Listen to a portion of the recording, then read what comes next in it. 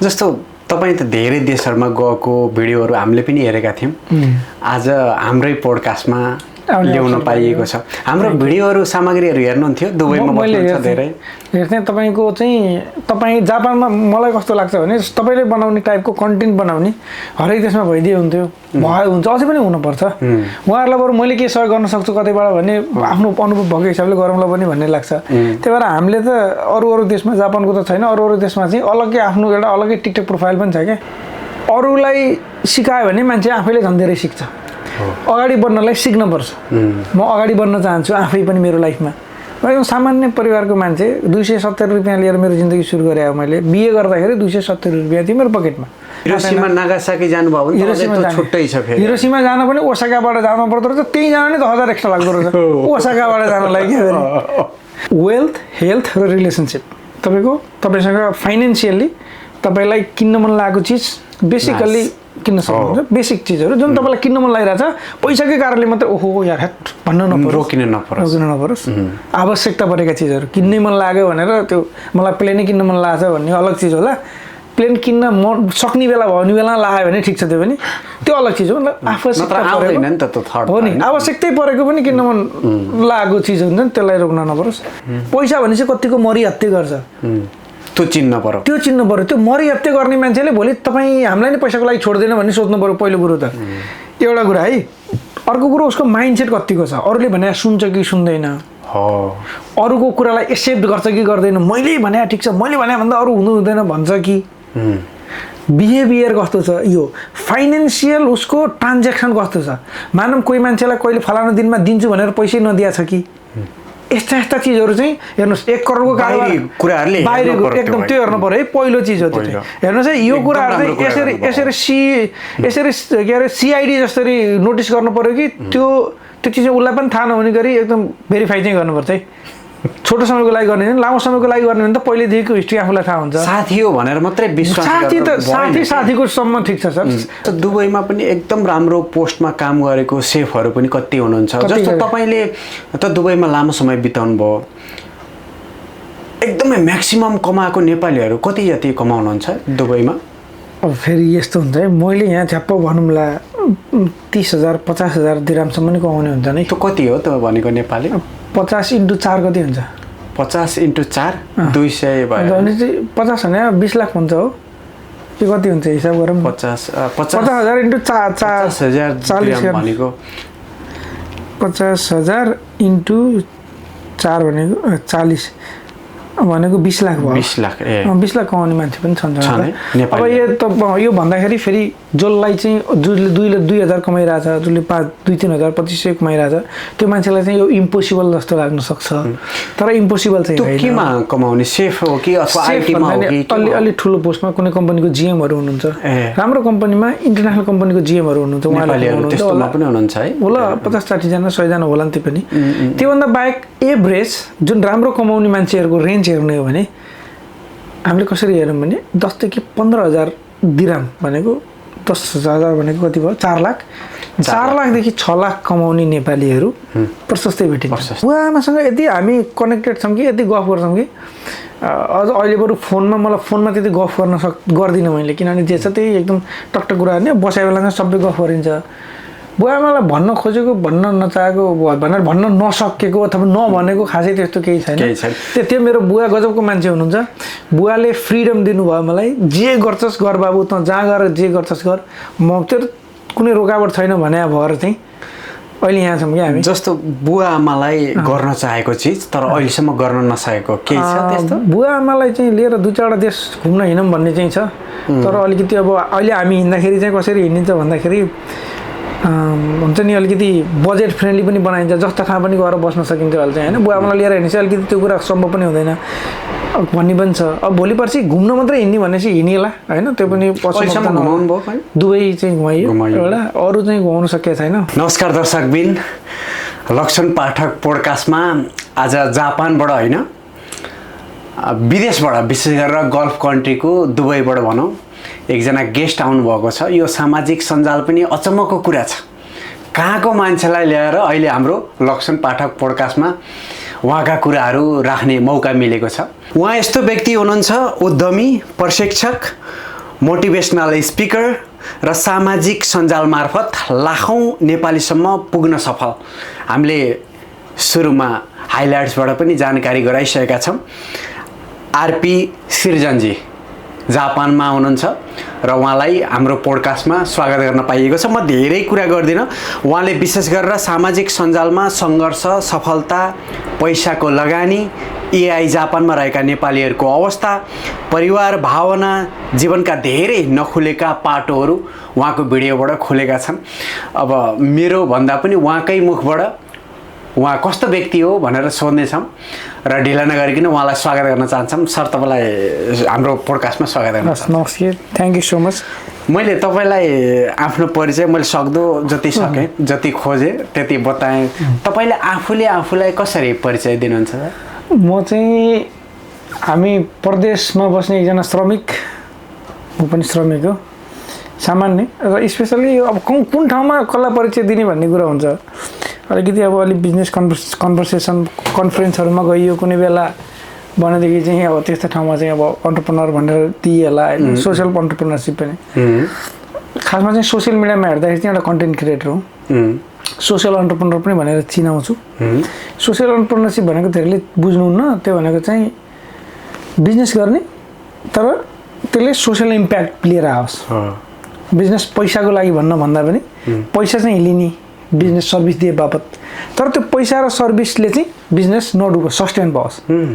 मैले content creation सुरु गरेकै इन्फर्मेसन दिनलाई, मान्छेलाई सही सूचना दिनको लागि, र सूचना भन्नाले सूचना मात्रै नभनौँ, कन्टेन्ट सोसियल मिडियामा सही विषयवस्तु आओस् भन्ने हिसाबले सुरु गरेको थिएँ। तर त्यतिले मात्रै मेरो पेट पालिँदैन। म सस्टेन हुनलाई चाहिँ कसैको बारेमा बोल्न नपरोस्, भोलिका दिनमा कसैले मलाई नकिनोस्, पैसा भनौँ भने त भोको पेट त बिग्न सक्छ नि। त्यसको लागि मैले बिजनेस सुरु गरेको थिएँ। बिजनेस सुरु गर्दाखेरि पनि समाजलाई इम्प्याक्ट होस् भन्ने हिसाबले हामीले सुरु गऱ्यौँ। त्यही भएर त्यो प्रदेशमा बस्ने नेपाली साथीहरूको एउटा साथी हो। म पनि साथी जस्तो तपाईँको नाम पनि धेरै रहेछ, आरपी, सिर्जन, राजेन्द्र, कतिवटा नाम छ? यस्तो छ, यो पनि कायदाको कुरो गर्नु हो तपाईँले। अझै धेरै छन् नाम त। घर त आमाले राजु भन्नुहुन्छ मलाई होइन। राजेन्द्र पौडेल चाहिँ मेरो रियल नाम हो। राजेन्द्र पौडेल रियल नाम हो। त्यो म 9 कक्षामा पढ्दाखेरि चाहिँ निकनेम राख्ने एउटा चलन थियो। त्यति बेला आरपी असफल भनेर राखेँ। अनि पछि बिस्तारै सोच्दै गएपछि मलाई थाहा भयो असफल भने त ठिक होइन नि त। मैले के बुझेँ भने हामीले डेली जे कुरालाई रिपिट गर्छौँ हाम्रो लाइफ त्यस्तै बन्छ। असफल भन्ने कुरा रिपिट गरेर राखेँ भने त म त असफलै हुन्छु जिन्दगीभरि। त्यसैले सिर्जना भनेर राखेँ त्यति बेला। यत्तिकै निकनेम म कविता गजलहरू लेख्थेँ पहिला 9-10मा पढ्दाखेरि। त्यसपछि सिर्जना त केटीको नाम भयो भनेर सिर्जन बनाइयो। आर राजेन्द्र, पी पौडेल, बनाएको नाम हो सिर्जन, आरपी सृजन एउटा अप्सन। अर्को चाहिँ तपाईँले गुगलमा खोज्नुभयो आरपी सृजन भनेर दुनियाँमा एउटा मात्रै मान्छे भेटिन्छ। चाहे जहाँसुकैको आइपी, जहाँसुकैको सर्भरबाट खोज्नुहोस् भनेको म एउटा मात्रै मान्छे छु। युनिक आइडेन्टिटीको लागि पनि आरपी सृजन राखेँ मैले पछिल्लो समयमा चाहिँ। पहिला चाहिँ युनिक आइडेन्टिटी हुन्छ भने मलाई त्यति आइडिया थिएन। पहिला चाहिँ निकनेमको रूपमा राखियो, जसरी मान्छेहरूले राख्छन् नि साहित्यकारहरूले। तर पछिल्लो समयमा मैले बुझेँ युनिक आइडेन्टिटी भन्ने चिज हुँदो रहेछ। मैले युनिक आइडेन्टिटी राख्नको लागि आरपी सृजन राखेँ। यसले गर्दाखेरि चाहिँ राजेन्द्र पौडेल अफिसियल नाम हो, पासपोर्टमा पनि त्यही छ होइन। तर नर्मल मलाई साथीहरूले आरपी सृजन भनेर चिन्नुहुन्छ। जस्तो तपाईँ त धेरै देशहरूमा गएको भिडियोहरू हामीले पनि हेरेका थियौँ।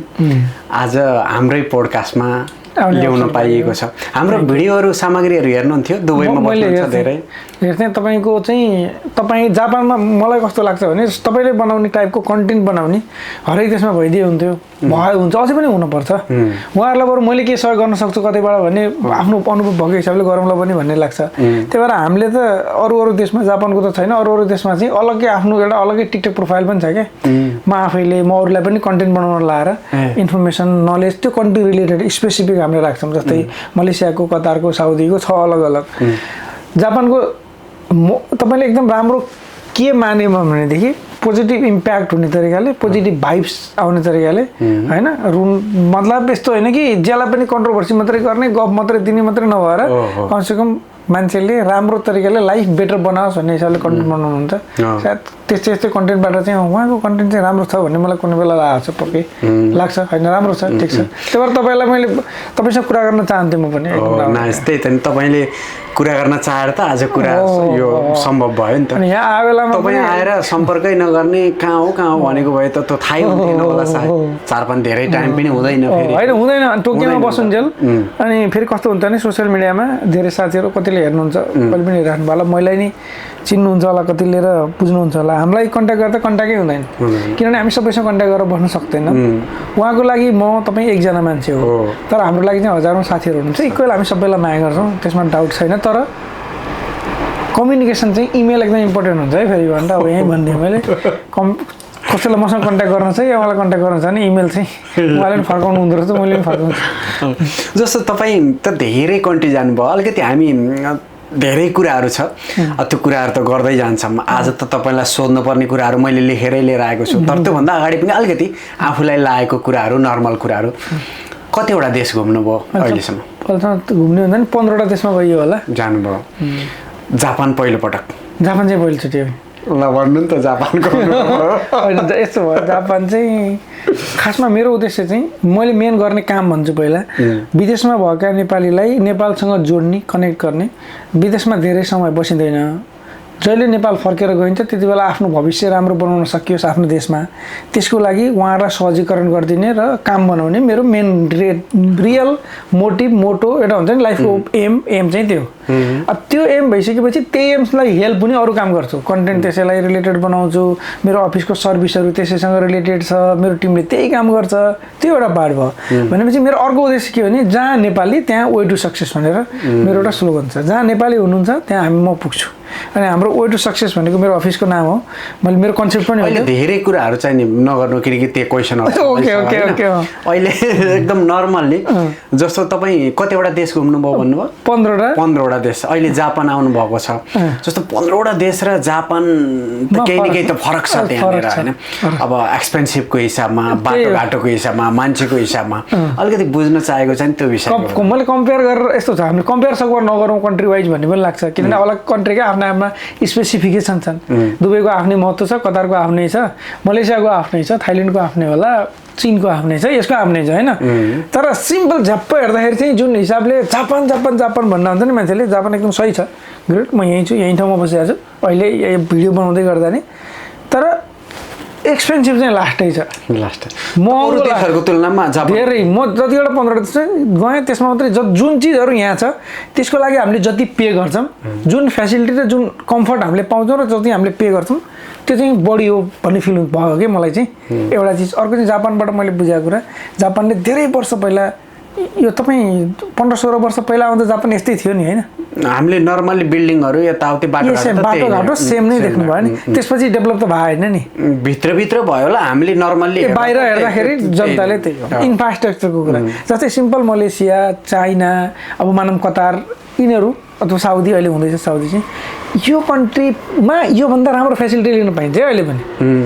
एज अ रेसिडेन्स डुल्ने सिटिजनले पनि पाउने भए, बाहिर घुम्दाखेरि बाटोघाटो अरू लग्जरियस चिजहरू पनि पाइन्छ, तर एकदमै मिनिमल रेटमा। तर तिनीहरूले सिकेको चाहिँ यहाँबाट हो, फेरि जापानबाट धेरै कुराहरू सिकेका हुन्, इन्सपायर्ड हुन्, त्यही भएर सायद हुनसक्छ त्यति बेलाकै हिसाबले। अर्को यो पनि हुनसक्छ महँगो, मलाई लाग्नुको रिजन महँगो छ, तर यसको पनि रिजन छ इन्फ्लेसन हाम्रो देशमा जुन छ। जस्तै मैले नेपालीमा चेक गरेँ नि त प्राइस त, नेपालीमा गर्दाखेरि त महँगो लाग्यो हुनसक्छ मलाई, त्यसमा मैले डलरमा या दिराममा गरेँ भने चाहिँ सायद ठिकै हो यतिको भन्ने लाग्यो। तपाईँ दुबईबाट आउँदाखेरि सोचेको बजेटले त्यही अनुसारबाट पुग्दो रहेछ कि अलि बढी नै लाग्ने जस्तो? होइन ल, त्यो त मतलब सोच्न चाहिँ कसरी भने म ट्राभल गर्छु भन्ने भन्दा पनि पहिला त्यो कन्ट्रीमा जाँदाखेरि मेरो कति बजेट चाहिन्छ भनेर त हरेक चिज हेर्ने भयो मैले। हो त्यो त पहिला नै हेर्नु। तर एउटा चिज हेरेर आइन्छु मैले, नर्मल होला, अब मलेसियातिर जस्तो होला, चाइनातिर जस्तो होला भनेर ट्राभल टु बुलेट ट्रेनको रेट छ नि, त्यो चाहिँ लास्टै महँगो गर्नुभयो। अनि प्लेन हेरेँ, घुम्न जाने ठाउँको त्यो पनि हेरेको थिइनँ, डिजनील्यान्डहरूको लास्टै महँगो त्यो पनि। मैले एउटा चिज के हेरेको थिएँ भने मैले सबभन्दा धेरै खर्च गर्ने जुनसुकै देशमा हामी जाँदाखेरि 2 वे टिकट हुन्छ नि, त्यहाँबाट त्यो कन्ट्रीमा पुग्ने। अहिले त हामी नेपालबाट यहाँ आयौँ, यहाँबाट फर्किँदैछौँ होइन, टु वे टिकट हेर्ने हो त्यो हेर्दाखेरि पनि ट्रान्जिट पाऱ्यो भने अब मलाई त अर्को के पनि आइडिया छ भने ट्राभल गर्दा गर्दै कसरी सस्तो हुन्छ भन्ने आइडिया छ क्या जस्तै मानौँ कुन रुट युज गर्ने त्यो रुट युज गर्दाखेरि त्यहाँनिर ट्रान्जिट पार्ने कि त्यहाँ 1-2 दिन बसेर जाँदाखेरि सही हुन्छ कि अहिले पनि म यहाँबाट फर्किँदाखेरि डाइरेक्ट दुबई जाँदाखेरि भन्दा यहाँबाट सिङ्गापुर गएर 2 दिन बसेर गल्फ एयरको जहाजमा त्यहाँबाट अझ बहराइन ट्रान्जिट राखेर दुबई जाँदा मलाई सस्तो पर्छ लगभग हेऱ्यो भने 50,000 जति एकजनाको पर्छ हामी त 3 गाह्रो हुन्छ नि त ट्रान्जिटमा त्यस्तो गाह्रो हुने गरेर नगर्ने धेरै झ्याल झोला नबोक्ने ट्रान्जिट पनि भित्र बस्नेवाला ट्रान्जिट होइन निस्कने ट्रान्जिट चाहियो होइन 1 दिन 2 दिन राख्ने नि त 1-2 दिन राखेपछि सिङ्गापुरमा त भिजा चाहिएन भिजाको अप्सन हेरिने भयो यो सबै चिजहरू हेर्छु मेरो केसमा चाहिँ तर मैले सोचेको भन्दा बढी जस्तो अरू चिजहरू अब नर्मल्ली दुबईबाट नेपालबाट होइन परिवार लिएर घुम्न जाम अहिले पनि तपाईँ परिवारसहित आउनुभएको छ तपाईँ जस्तै व्यक्तिहरू अब हामीलाई त त्यति थाहा हुन्न तपाईँ जस्तै व्यक्तिहरू जापान जाने हो 1 हप्ताको लागि टुरमा घुम्नको लागि भन्यो भने कति बजेट चाहिँ नि उनीहरूले छुट्याउनु पर्ने रहेछ अब हिसाब गर्दै जानुपर्छ हेर्नुहोस् होइन हिसाब गर्दै जानु पऱ्यो अब नेपालबाट आउने भने त एकजनाकै लगभग 2,10,000 जति त टु वे टिकटको लागि रहेछ नेपालबाट हेर्दाखेरि म एकजनाको हिसाब गरेँ अब यहाँ होटलमा बस्यो भने 10-12,000 15,000 चाहियो सिम्पल होटलमा बस्दाखेरि पनि होटलको रुमहरू पनि साना हुँदो रहेछन् यहाँ ट्राभल दिउँसो पनि यो ट्रेनमा हिँड्यो भने त ठिकै हुँदो रहेछ अन्त मैले उबरमा हिँड्थेँ चाइनामा दिदीमा हिँडिन्थ्यो होइन अन्त हुन्छ नि मलेसियातिर ग्राममा हिँडिन्छ जहाँसुकै तपाईँ ट्रेनमा हिँड्दाखेरि 295 कि 210 त्यस्तै थियो त्यो उबर गऱ्यो भने 4,000-5,000 पर्ने क्या त्यस्तो महँगो पनि अजिब लाग्यो मलाई होइन अब मान्छेहरू होइन अब त्यो एक्सपिरियन्सै छैन ट्रेनै कहिल्यै चढाएको छैन फर्स्ट टाइम नेपालबाट जापान आउँदैछ भने उसको लागि त एकदमै अझै धेरै एक्सपेन्सिभ हुन्छ एउटाको 10 लाख जतिले भेट्छ एकजना त्यत्रो त नलाग्ला नलाग्ला त्यति लगभग हामी एकजनाको के हिसाब गरौँ भने एउटा फ्यामिलीको भन्नुभयो फ्यामिलीको गऱ्यो भने फ्यामिलीलाई त पुग्ला त्यतिले 10ले पुग्छ 10 त चाहिँदैन 1 हप्ताको टुरको लागि 1 हप्ताको टुर अब हाम्रो त हिसाबै गर्न बाँकी छ म चाइना हामी 10 दिन बुढाबुढी छोरी घुम्दा हामी 4.5 लाखमा दुबईबाट चाइना गएर चाइनाबाट दुबई फर्केका छौँ क्या एकचोटि 4.5 लाख भनेको लगभग 12,000 अलि पहिलाको कुरा 12,000 दिरहममा त्यति सस्तो बजेट घुम्छौँ हामी चाहिँ यहाँ त जति बजेट गरे पनि नहुने भयो क्या किन नहुने भने बुलेट ट्रेन चढ्नु पर्यो यहाँबाट फेरि सबै कन्ट्री घुम्नु पर्यो क्या एक ठाउँ सिटी जानु पर्यो त्यो सबै सिटी नभइकन थाहा हुँदैन नि त हामी त एकचोटि अर्कोतिर कहिले आइन्छ हिरोसिमा नागासाकी जानुभयो भने हिरोसिमा छुट्टै छ फेरि हिरोसिमा जानु पनि ओसाकाबाट जानु पर्दो रहेछ त्यही जानु नै 10,000 एक्स्ट्रा लाग्दो रहेछ ओसाकाबाट जानलाई के अनि यसो हिसाब गर्दाखेरि अब हेरौँ के गर्न सकिन्छ मैले अनि भनिहालेँ तपाईँलाई रोकेँ होइन अर्को एउटा पनि अप्सन हुन्छ क्या म चाहिँ के पनि युज गर्छु भने रेन्ट अ कार हुन्छ गाडी भाडामा लिनेवाला जापानमा 1 सालको मात्रै गाडी भन्नाले एउटा 1 इयरको मात्रै भएको पाइन्छ लाइसेन्स इन्टरनेसनल पर्मिट चाहिँ 3 वर्षको हुन्छ मसँग चाहिँ दुबईको त्यस्तो दुबईको पनि 1 वर्षको हो दुबईको डाइरेक्ट ल्यायो भने मैले चाहिँ अनलाइनबाट हामीले लिनु मिल्छ अनि त्यो गर्दाखेरि पनि यहाँ फेरि मैले यसो रिसर्च गरेको ट्राफिक यति धेरै हुन्छ अरे कि त्यही हिँड्दै दिक्क हुन्छ भनेर त्यो पनि नगर्ने भनेर रेन्ट कार सस्तो रहेछ फेरि यहाँ रेन्ट कार सस्तो पर्छ अनि तपाईँको अलिकति यहाँको फेरि नेपालको र अथवा दुबईको र यहाँको फेरि गाडी चलाउने त्यो सिस्टम पनि फरक होला फेरि यहाँ जापानिजहरूमा लेखेको हुन्छ त्यो त मलाई चाहिँ गाह्रो नपर्ला अरूलाई गाह्रो पर्न सक्ला न त लाग्यो मान्छेलाई मलाई चाहिँ त्यो चाहिँ गाह्रो पर्ला जस्तो अलिकति मलाई भियतनामको कुरा सुन्न मन लाग्यो बाइक पनि लिएर भियतनाममा हिँड्नु भएको थियो मलाई त्यहाँ गएर अब त्यो ठुलो कुरा गऱ्यो भन्नु होला कसैले होइन जहाँ गए पनि त्यहाँ गएर कमसेकम आफै गाडी लिएर अथवा आफै बाइक साइक लिएर त्यो ठाउँ डुलिएन भने डुल्दाखेरि भियतनाम सस्तो छ भियतनाम त निकै सस्तो हो नि हो है नेपालीहरू गएर घुम्न मजाले यो साउथ इस्ट एसिया भन्छ होइन घुम्ने नेपालीहरूलाई सेम एक्सपिरियन्स लिने जस्तै जापानकै जस्तो एक्सपिरियन्स लिने र घुम्ने भनेदेखि भियतनाम होइन फेरि अरू छन् जस्तै चाइना जान सक्छ कि त्यो मान्छे तर चाइनामा चाहिँ यति लफडा हुन्छ अलिकति जानेन भने जस्तै यहाँ त मैले अहिले मलाई केही बुझिनँ भने तपाईँ जेसुकै भन्नु या यो बोतलमा के लेखाएको छ भन्ने कुरा अब मैले यहाँनिर अब मलाई सोधिहालौँ है डेमो गरौँ है थोरै कति सजिलो छ भनेर मैले यहाँ जेमिनाई खोलेँ होइन जेमिनाई खोलेर जेमिनाईको यहाँनिर योवाला भर्जन मैले युज गरिदिएँ यसलाई चाहिँ यहाँ क्यामेरा छ कि यो क्यामेरा अन गरेँ यसमा यो के लेखेको भन त water. It shows that per 100 ml it has 0 calories. नेपालीमा बाबु नेपालीमा भन नेपालीमा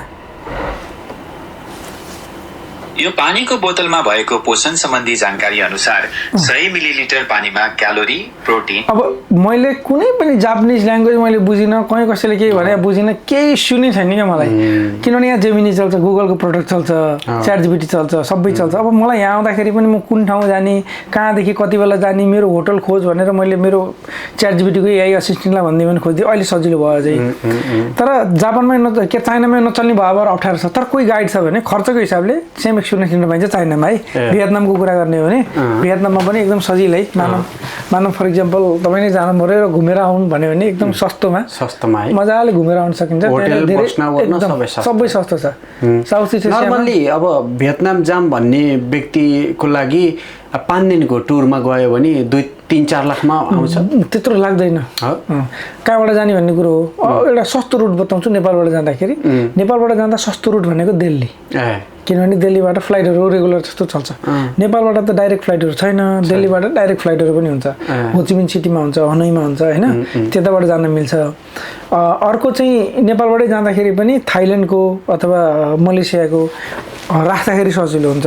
त्यो कोही मान्छे एकचोटि घुम्ने हो अलिक धेरै दिन टाइम छ भन्यो भने मान्छेले सिङ्गापुर जाने यहाँ भन्छन्। सिङ्गापुर आफैमा महँगो ठाउँ हो होइन, तर त्यहाँबाट मलेसिया, थाइल्यान्ड, भियतनाम यो ठाउँहरू चाहिँ फ्लाइट एकदम सस्तो छ क्या। 200 दिराम भनेको लगभग 8,000 रुपियाँमा वान वे टिकट पाइन्छ एउटा देशबाट अर्को देशमा जाने। अनि डाटा एउटा सिम लियो भने 3टै देशमा चल्ने हुन्छ त्यो एरियामा। तिनीहरूको एकदम राम्रो छ क्या त्यो एरियाको सिस्टम चाहिँ। त्यो 4 लाखमा त तपाईँ 3टा देश घुम्नु पुग्छ त्यहाँ। 3टा देश घुम्यो है। अब अलिकति अब जुन विषय तपाईँलाई सोध्ने इच्छा छ त्यो विषयतिर लागौँ अब। Okay sure. अब यो नर्मल्ली तपाईँलाई भेट्दाखेरि तपाईँले दिने कन्टेन्टहरूमै आधारित रहेर हामीले प्रश्नहरू तयार पारेका छौँ। सबैभन्दा पहिले आरपी सिर्जन वास्तवमा को हो, वे टु सक्सेस है, तपाईँसँग जोडिएको छ। जहाँ पनि हेरौँ त्यो एउटा शब्द जोडिएको छ। यो यात्रा कहाँबाट सुरु भयो? यो यात्रा चाहिँ 2017 सालमा मैले 2000 पहिला त 2-4वटा चिजहरू छ। अब लामो हुन्छ फेरि म त्यो छोटो बनाएर भन्ने कोसिस गर्छु है। तपाईँको फेरि पोडकास्टै लामो हुन्छ। नामको कन्सेप्ट त सकिहाल्यो। वे टु सक्सेस चाहिँ कसरी आयो भने म 2017 सालतिर 2017 भन्दा नि पहिले मैले अलि रिसर्च गर्दै थिएँ अनलाइनमा अर्निङ गर्नुपर्छ भनेर। 2010मा एडसेन्स भन्ने थियो, त्यहाँबाट ब्लग पोस्ट भन्ने बनाएँ। अनि आफै क्लिक गर्दो रहेछु, सब $90 थियो, गयो। अब अनलाइनमा कामसाम हुँदो रहेछ भनेर छोडिदिएँ। त्यसपछि 2013 देखि 2011मा साउदी गएँ। साउदीबाट फेरि म दुबई गएँ। दुबईमा जाँदा मैले एउटा कम्पनीमा काम गर्थेँ एज अ सेल्सम्यानको। काम गर्दा गर्दै भिडियोहरू हेरिन्थ्यो नि त। भिडियो हेर्दाखेरि अब युट्युबमा कन्टेन्ट बनाउने भन्ने भिडियो देख्न थालेँ। त्यहाँदेखि थालिसकेपछि विवेक बिन्द्रा, सन्दीप महेश्वरी, सिकिन भन्ने मैले हिन्दी भिडियोहरू धेरै हेर्थेँ। उहाँले चाहिँ सक्सेससँग रिलेटेड भिडियोहरू हाल्नुहुन्थ्यो। अनि मैले के सोचेँ भने यार सबै ठिक छ, यो हाम्रो कन्टेक्टमा हाम्रो ल्याङ्ग्वेजमा चाहिँ नेपालीमा सक्सेससँग रिलेटेड त केही कन्टेन्टै छैन। के गरौँ त, एउटा म पनि सुरु गर्छु। मैले सुरु गर्दाखेरि मैले कन्टेन्ट बनाउन जुन रिसर्च गरेर आफैले पढ्छु अल्टिमेटली त त्यो म बन्छु। त्यसले त मलाई बनाउने हो। मैले कन्टेन्ट बनाउँछु र अरूलाई फाइदा हुन्छ, त्यो नेक्स्ट पार्ट हो। त्योभन्दा पहिला त कन्टेन्ट मलाई थाहा हुन्छ, त्यो कन्टेन्टले त मलाई बेनिफिट हुन्छ भन्ने हिसाबले मैले अब कन्टेन्ट बनाउनु पऱ्यो। किनभने मैले त्यति बेला के बुझेँ भने अरूलाई सिकायो भने मान्छे आफैले झन् धेरै सिक्छ। अगाडि बढ्नलाई सिक्नुपर्छ। म अगाडि बढ्न चाहन्छु आफै पनि मेरो लाइफमा। म एकदम सामान्य परिवारको मान्छे, 270 रुपियाँ लिएर मेरो जिन्दगी सुरु गरेँ। अब मैले बिए गर्दाखेरि 270 रुपियाँ थियो मेरो पकेटमा। बिए गरेँ 16 वर्ष भयो। अब कमसेकम अहिले अब जापानको खर्च कति छ, त्यो खर्च पकेटबाट हालेर आउन सकिएको छ भनेपछि केही त गरियो होला होइन। त्यही भएर आयो भने 270 रुपियाँको मान्छे यहाँसम्म आउँदाखेरि त्यो यत्तिकै बनायो त होइन। त्यो बनाउनुको पछाडि मेरो कन्टेन्ट बनाउँदाखेरिको जुन नलेज छ त्यो नलेजले काम गरे। हाम्रो खप्पर त एउटै हो सबैको, हाम्रो होइन 8 बिलियन मान्छेको खप्पर एउटै हो। हेर्नु खप्परभित्र हुने चिज मात्रै फरक हो, त्यसलाई कसरी बनाइया हुन्छ। त्यो खप्पर राम्रो बनाउनलाई चाहिँ राम्रो स्टडी गर्नु पर्दो रहेछ। त्यसको लागि चाहिँ वे टु सक्सेस भन्ने राखियो। यसमा चाहिँ मान्छेहरूलाई सफल हुनलाई कसरी हेल्प गर्न सकिन्छ। अल्टिमेटली म पनि कहीँ न कहीँ सफल हुन्छु एउटा। अनि अर्को म आफूले सिकेको कुरा अरूलाई सिकाउने मान्छे भन्छु। त्यो मेरो स्लोगन। म आफूले नगरिकन अरूलाई भन्दैन।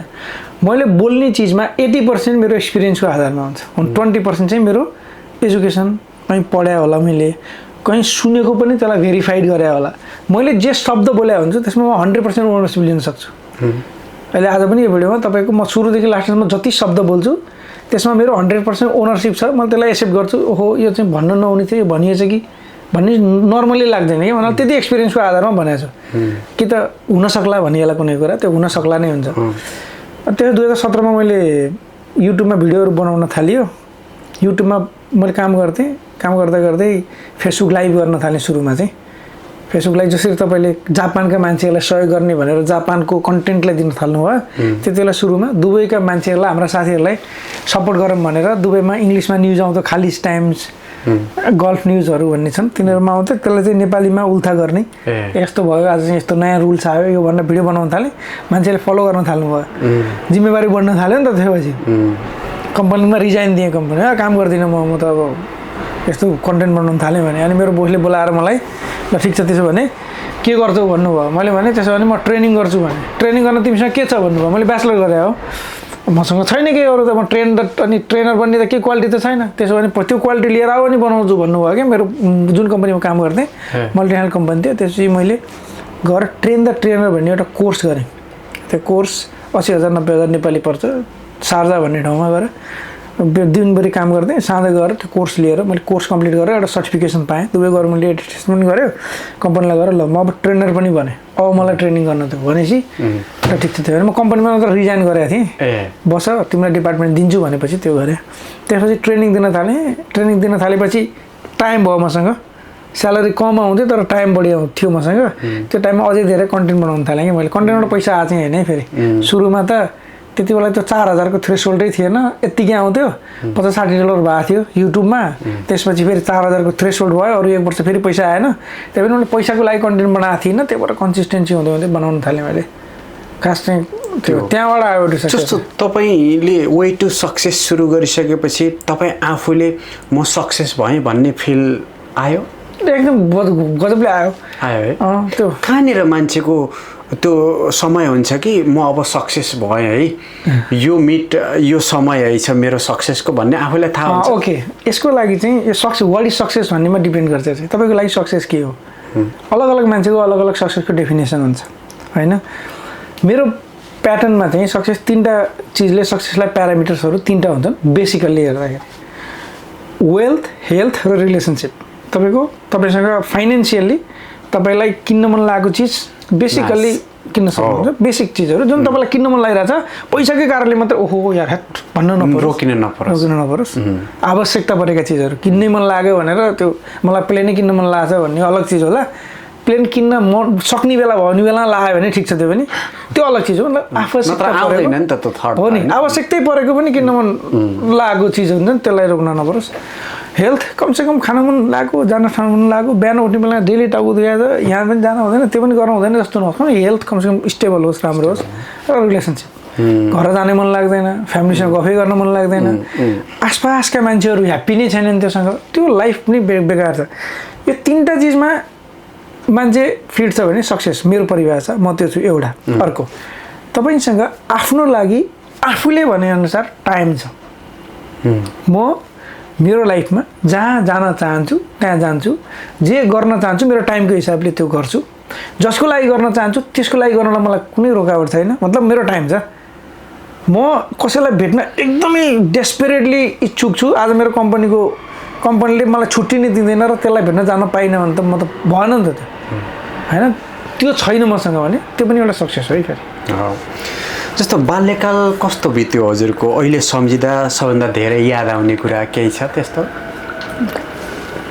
सायद मलाई थाहा छैन तपाईँ पनि गाउँबाटै हुनुहुन्थ्यो होला है म पनि गाउँबाट तपाईँको र मेरो उस्तै बित्यो तपाईँको स्टोरी तपाईँको साथीहरूलाई थाहा छ भने मेरो पनि त्यही हो हामी गाउँमा बस्या होइन मेलापात गरे 10 कक्षासम्म मैले मेरो गाउँको स्कुलमा पढाएँ हो त्यसपछि म काठमाडौँ आएँ मेरो मेरो मामाको पसल स्याङ्जाबाट हेर्ने पनि धेरै हुनुहुन्छ कुन ठाउँ स्याङ्जा आँधी खोला थाहा छैन आँधी खोला अनि त्यहाँबाट म काठमाडौँ मेरो मामाको पसल थियो पसलमा आएर काम गर्थेँ मामासँग बसेँ पढेँ त्यहाँबाट पढ्दै 2008मा म रेडियोमा एउटा काम गर्न थालेँ एउटा रेडियोमा काम गर्नु भन्दा नि पार्ट टाइम काम गर्थेँ हप्ताको 2टा प्रोग्राम चलाउँथेँ त्यसपछि त्यही हो खासै त्यस्तो गाउँको सम्झिन पर्ने भन्दा नि धेरै कुरा सम्झिन्छ टाइम अनुसार होइन कुनै चिज हुन्छ नि इन्सिडेन्ट भयो भने ठ्याक्क हो मेरो गाउँमा यस्तो भएको थियो भनेर त्यही हो अरू त्यस्तो खासै केही छैन जस्तो विदेश जानु अघि तपाईँको जीवन कस्तो थियो नेपालमा र किन विदेश जाने निर्णय गर्नुभयो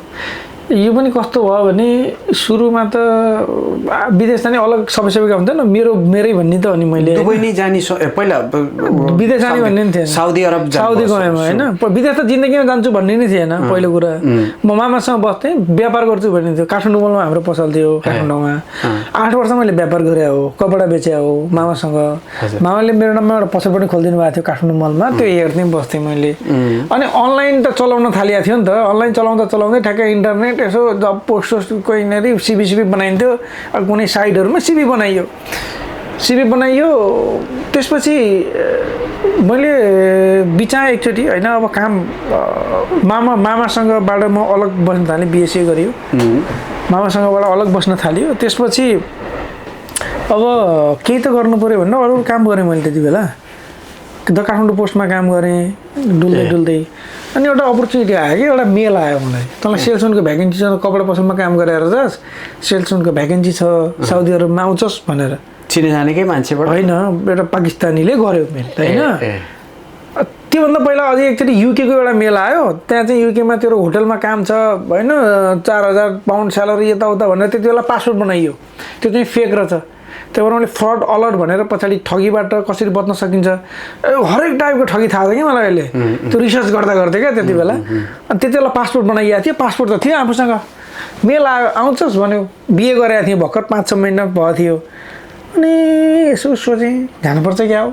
भन्ने भयो होइन स्यालेरी कति भनेको 1500 प्लस 300 भनेको 1200 र 300 खानालाई भनेको 1500 रियाल भयो अनि बुढी अब यस्तै हो केही त सिकिन्छ यार जिन्दगीमा होइन पैसा त आफ्नो ठाउँमा छ 35,000 ऋण थियो मेरो बिहे गर्दाखेरिको त्यो पनि साथीहरूसँग आयो अनि केही त सिकिन्छ यार जानु पऱ्यो भने मैले बुढीलाई अनि जबरजस्ती गरेर बुढी नमान्दै केही त सिकिन्छ नयाँ कुरो त सिकिन्छ भनेर म गएँ है पैसा मात्रै कमाउनलाई भन्ने पनि होइन नेपालमा नै के काम गर्नु भने त्यहाँ त्यति बेला सेल्सम्यानको काम गरेँ मैले के गर्नुभयो सेल्सम्यानको जस्तै कपडाको दोकान थियो होइन त्यो दोकानमा चाहिँ मान्छेहरू आउँथे स्कुल कलेजको सामान बेच्ने हामीले हाम्रो पसलमा त्यो अकबर गार्मेन्ट्स भन्ने हो मैले 1 वर्ष 1.5 वर्ष पहिला त्यही पसलमा गएर मेरो बुढीलाई पनि लिएर गएर इन्ट्रोड्युस गराएर त्यहाँ भिडियो पनि बनाएको थिएँ त्यहाँको ओनरसँग बसेर जुन ठाउँमा सुरुमा काम गरेँ मैले किनभने साउदी अरबमा एउटा खाना पाइन्छ त्यो खाना मेरो बुढीलाई खुवाउने इन्ट्रेस्ट थियो म त्यही खाना खुवाउनलाई बुढीलाई लिएर गएँ अर्को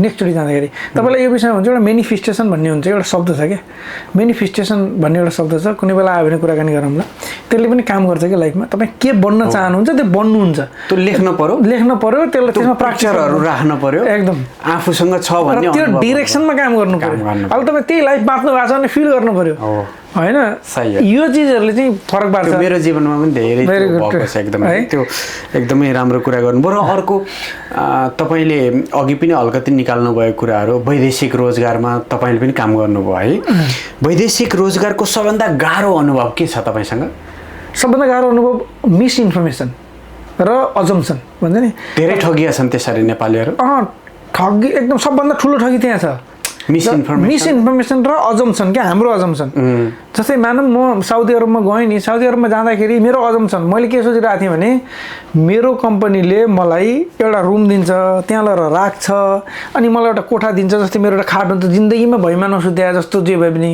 270 रुपियाँ बिहे गर्दाखेरि पकेटमा भए पनि नेपालमा एउटा खाट किनेर चाहिँ थियो मेरो राम्रो सुत्ने बिस्तारा थियो त्यहाँ जाने बित्तिकै भैँमा सुत्न दियो एउटा पिलो दिएर पठायो मलाई होइन त्यो त मेरो अजम्सन हो नि त त्यस्तो दिन्छ भन्ने त्यस्तो नदिने रहेछ एउटा अर्को चाहिँ के हुँदो रहेछ भन्दाखेरि चाहिँ त्यहाँ त खर्च हुन्छ नि त इन्टरनेटको खर्च हुन्छ खानाको खर्च हुन्छ यो कति खर्च हुन्छ भन्ने कुरा चाहिँ मलाई कसैले भन्दिएन त्यति बेला र मेरो कम्पनीले पनि भन्दिएन होइन यी चिजहरूले चाहिँ यो इन्फर्मेसन गतिलो भएन क्या एउटा कुरा अहिले त कस्तो छ काम के हो भन्ने नै हुँदैन धेरै मान्छेहरूलाई मलाई अस्ति कतारको भिजा लाउनु थियो कतार भिजा सेन्टरमा गएँ म कतार भिजा सेन्टरमा गएको अनि उहाँलाई एकजना भाइ आउनु भएको थियो त्यहाँ उहाँ बाहिर निस्केपछि उहाँलाई सोधेँ तपाईँ कुन कम्पनीमा जान लाग्नुभएको भनेको को कम्पनी त थाहा छैन भन्नुहुन्छ।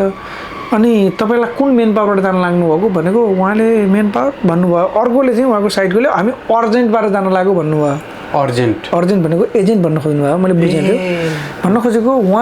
हाम्रो छ नि हाम्रो स्कुल लेभलबाटै यो चिज चाहिँ बनाउनु पर्ने छ कि इन्फर्मेसन, सही इन्फर्मेसन दिनु पऱ्यो। बाबु तिमी कन्स्ट्रक्सनमा जाने हो भने तिमीले कन्स्ट्रक्सनमा जानुपर्छ, 40 डिग्रीको घाम हुन्छ, 40 डिग्रीको घाममा तिमीले यो काम यसरी यसरी गर्नुपर्छ भनेर भनिदिनु पऱ्यो। यो चिज चाहिँ कमी छ कि अहिले पनि। जस्तो तपाईँ साउदी अरब दुबईमा पनि यो सम्बन्धी धेरै कुराहरू उठाउनु भयो, धेरै कामहरू पनि गर्नुभयो। तपाईँको एउटा तितो अनुभव छ, यो लाइफमै बिर्सिन नसकिने उद्धार गरेको होस् अथवा कसैलाई त्यस्तो ठाउँबाट फसेका व्यक्तिहरूलाई निकाल्न खोजेको तर आफूले नसकेको कुनै एउटा त्यस्तो अनुभवहरू छ? यस्तो यादै छैन यार। तपाईँले यो चाहिँ मलाई बरु भिडियो पठायो भए भने अब मैले याद गरेर आउँथेँ होला, किनभने यस्तो चिज यादै गरेको थिएन क्या। तपाईँले भन्न खोज्नुभएको कुनै कोसिस गरे भन्छ नि कानुनी प्रक्रियामा पनि प्रयास गर्दा पनि असफल भएको। तर अहिलेसम्म भगवान्को कृपाले त्यस्तो छैन है। यो काम गर्छु भनेर कोसिस गरेपछि त्यो भएको छ। अस्ति भर्खर पनि एकजना भाइ जेलमा हुनुहुन्थ्यो होइन। अब हामी डाइरेक्ट सपोर्ट भन्दा पनि हामी अरूलाई रिफर गर्छौँ र उहाँको फिडब्याक लिन्छ। हामीसँग कसैले केही भनिहाल्यो भने हामीले उहाँलाई यत्तिकै चाहिँ छोड्दैनौँ। यस्ता मान्छे हुनुहुन्छ, आएर च्याप्पो खुट्टा समारेर ढोग्ने मान्छे पनि भेटाएको छु, तर त्यो सफल भएका मान्छे हुन् कि असफल भएको यस्तो त अहिले चाहिँ छैन है। भगवान्को कृपाले त्यति चाहिँ यो काम गर्नु पर्यो भनेर सुरु गरेपछि त्यो चाहिँ भएको छ। ल जस्तो गल्फमा एकदमै दुःख पाएको नेपालीहरू कुन देश हो बढी? यस्तो छ, गल्फमा चाहिँ अलग अलग प्याटर्नको छ। अहिले पछिल्लो समयमा कुवेतमा घरेलु कामदारमा जानुहुन्छ। कुवेततिर पनि कुवेतमा धेरै नेपाली घरेलु कामदार लेडिजहरू परेको जस्तो देखिन्छ है। कुवेतमा घरेलु कामदारमा हुनुहुन्छ, नेपालबाट लिगल छैन, त्यसो भएर उहाँहरू अवैधानिक तरिका जानुहुन्छ इन्डियाबाट। त्यही भएर चाहिँ नेपालमा लिगल नहुने बित्तिकै त्यसको उपचारै पाइँदैन, लिगल उपचार छैन नि त, कानुनी उपचारै छैन। यसले गर्दाखेरि एउटा समस्या कुवेतमा छ। त्यो बुझिदिनु पर्यो नि नेपाली जो जाने हो उसले बुझ्नु पर्यो। नेपालले पनि विषयमा काम गर्नुपर्ने हो, किनभने कस्तो हुन्छ भने दुबईकै कुरा गर्ने भने कुनै चिज भइरहेछ तर त्यसलाई सरकारले फर्मलाइज गरेको छैन, लिगलाइज गरेको छैन, लिगली बाटो बनाएको छैन भने मान्छेहरूले इलिगल गर्ने भएर त्यो चिजलाई गर्न मिल्ने हो भनेदेखि सरकारले नै नीति बनाइदिन्छ क्या होइन। दुबईमा त्यस्तो एउटा प्याटर्न छ क्या। यस्तो चाहिँ सरकारले गर्नुपर्छ क्या यस्तो चिजहरू चाहिँ। सबभन्दा दुःख पाएको चाहिँ त्यो। अरू चाहिँ कुनै कम्पनीहरू त्यस्तो बदमास हुन्छन् क्या। सरकारको रुल्स त एकदम अहिले त पछिल्लो समयमा गल्फमा एकदम राम्रो छ। जस्तो विदेशीलाई हेप्ने, नेपाली हो भनेर हेप्ने, इन्डियनलाई चाहिँ राम्रो व्यवहार गर्ने गरेको पनि हामीले सुनिएको छ नि, त्यस्तो गर्छ भनेर। त्यस्तो मेरो पर्सनल अनुभव हो होइन। As a person wise in case of कसैको त्यो हुन सक्ला होइन भने त नेपाली भनेर झन् धेरै इज्जत गर्छन् भन्ने फिल गर्थेँ मैले त। अझ राम्रो पोस्टमा काम गर्ने छ भने त कोही हो नेपाली पनि यस्तो पोस्टमा, त्यसलाई कसरी हेर्ने सुन्नुहोस् है, रोकिहाल्ने ओहो नेपाली पनि यस्तो पोस्टमा भन्दाखेरि यसलाई राम्रो भन्यो भन्ने कि नेपाललाई हेप्दो रहेछ, नेपाली पनि यस्तो पोस्टमा हेऱ्यो पर त भन्दा अचम्म भयो भन्ने होइन। त्यसलाई चाहिँ मैले चाहिँ पोजिटिभली किन हेर्छु भने नेपालीहरूलाई चाहिँ एक त पाकिस्तानले नि माया गर्ने, इन्डियनले नि माया गर्ने, त्यहीँको रेसिडेन्ट त्यहीँकोले पनि माया गर्छन्, त्यस्तो साह्रो छैन। मान्छेलाई हो पर्सन अनुसार। जस्तो दुबईमा पनि एकदम राम्रो पोस्टमा काम गरेको सेफहरू पनि कति हुनुहुन्छ। जस्तो तपाईँले त दुबईमा लामो समय बिताउनु भयो, एकदमै म्याक्सिमम कमाएको नेपालीहरू कति जति कमाउनुहुन्छ दुबईमा? अब फेरि यस्तो हुन्छ है, मैले यहाँ झ्याप्प भनौँला 30,000 50,000 दिरामसम्म नै कमाउने हुन्छ नि। त्यो कति हो त भनेको नेपाली? 50 × 4 कति हुन्छ? 50 × 4 200 भयो भने चाहिँ 50 भने 20 लाख हुन्छ हो। के कति हुन्छ हिसाब गरौँ। 50,000 × 40,000 भनेको 50,000 × 4 भनेको 40 भनेको 20 लाख भयो। 20 लाख 20 लाख कमाउने मान्छे पनि छन्।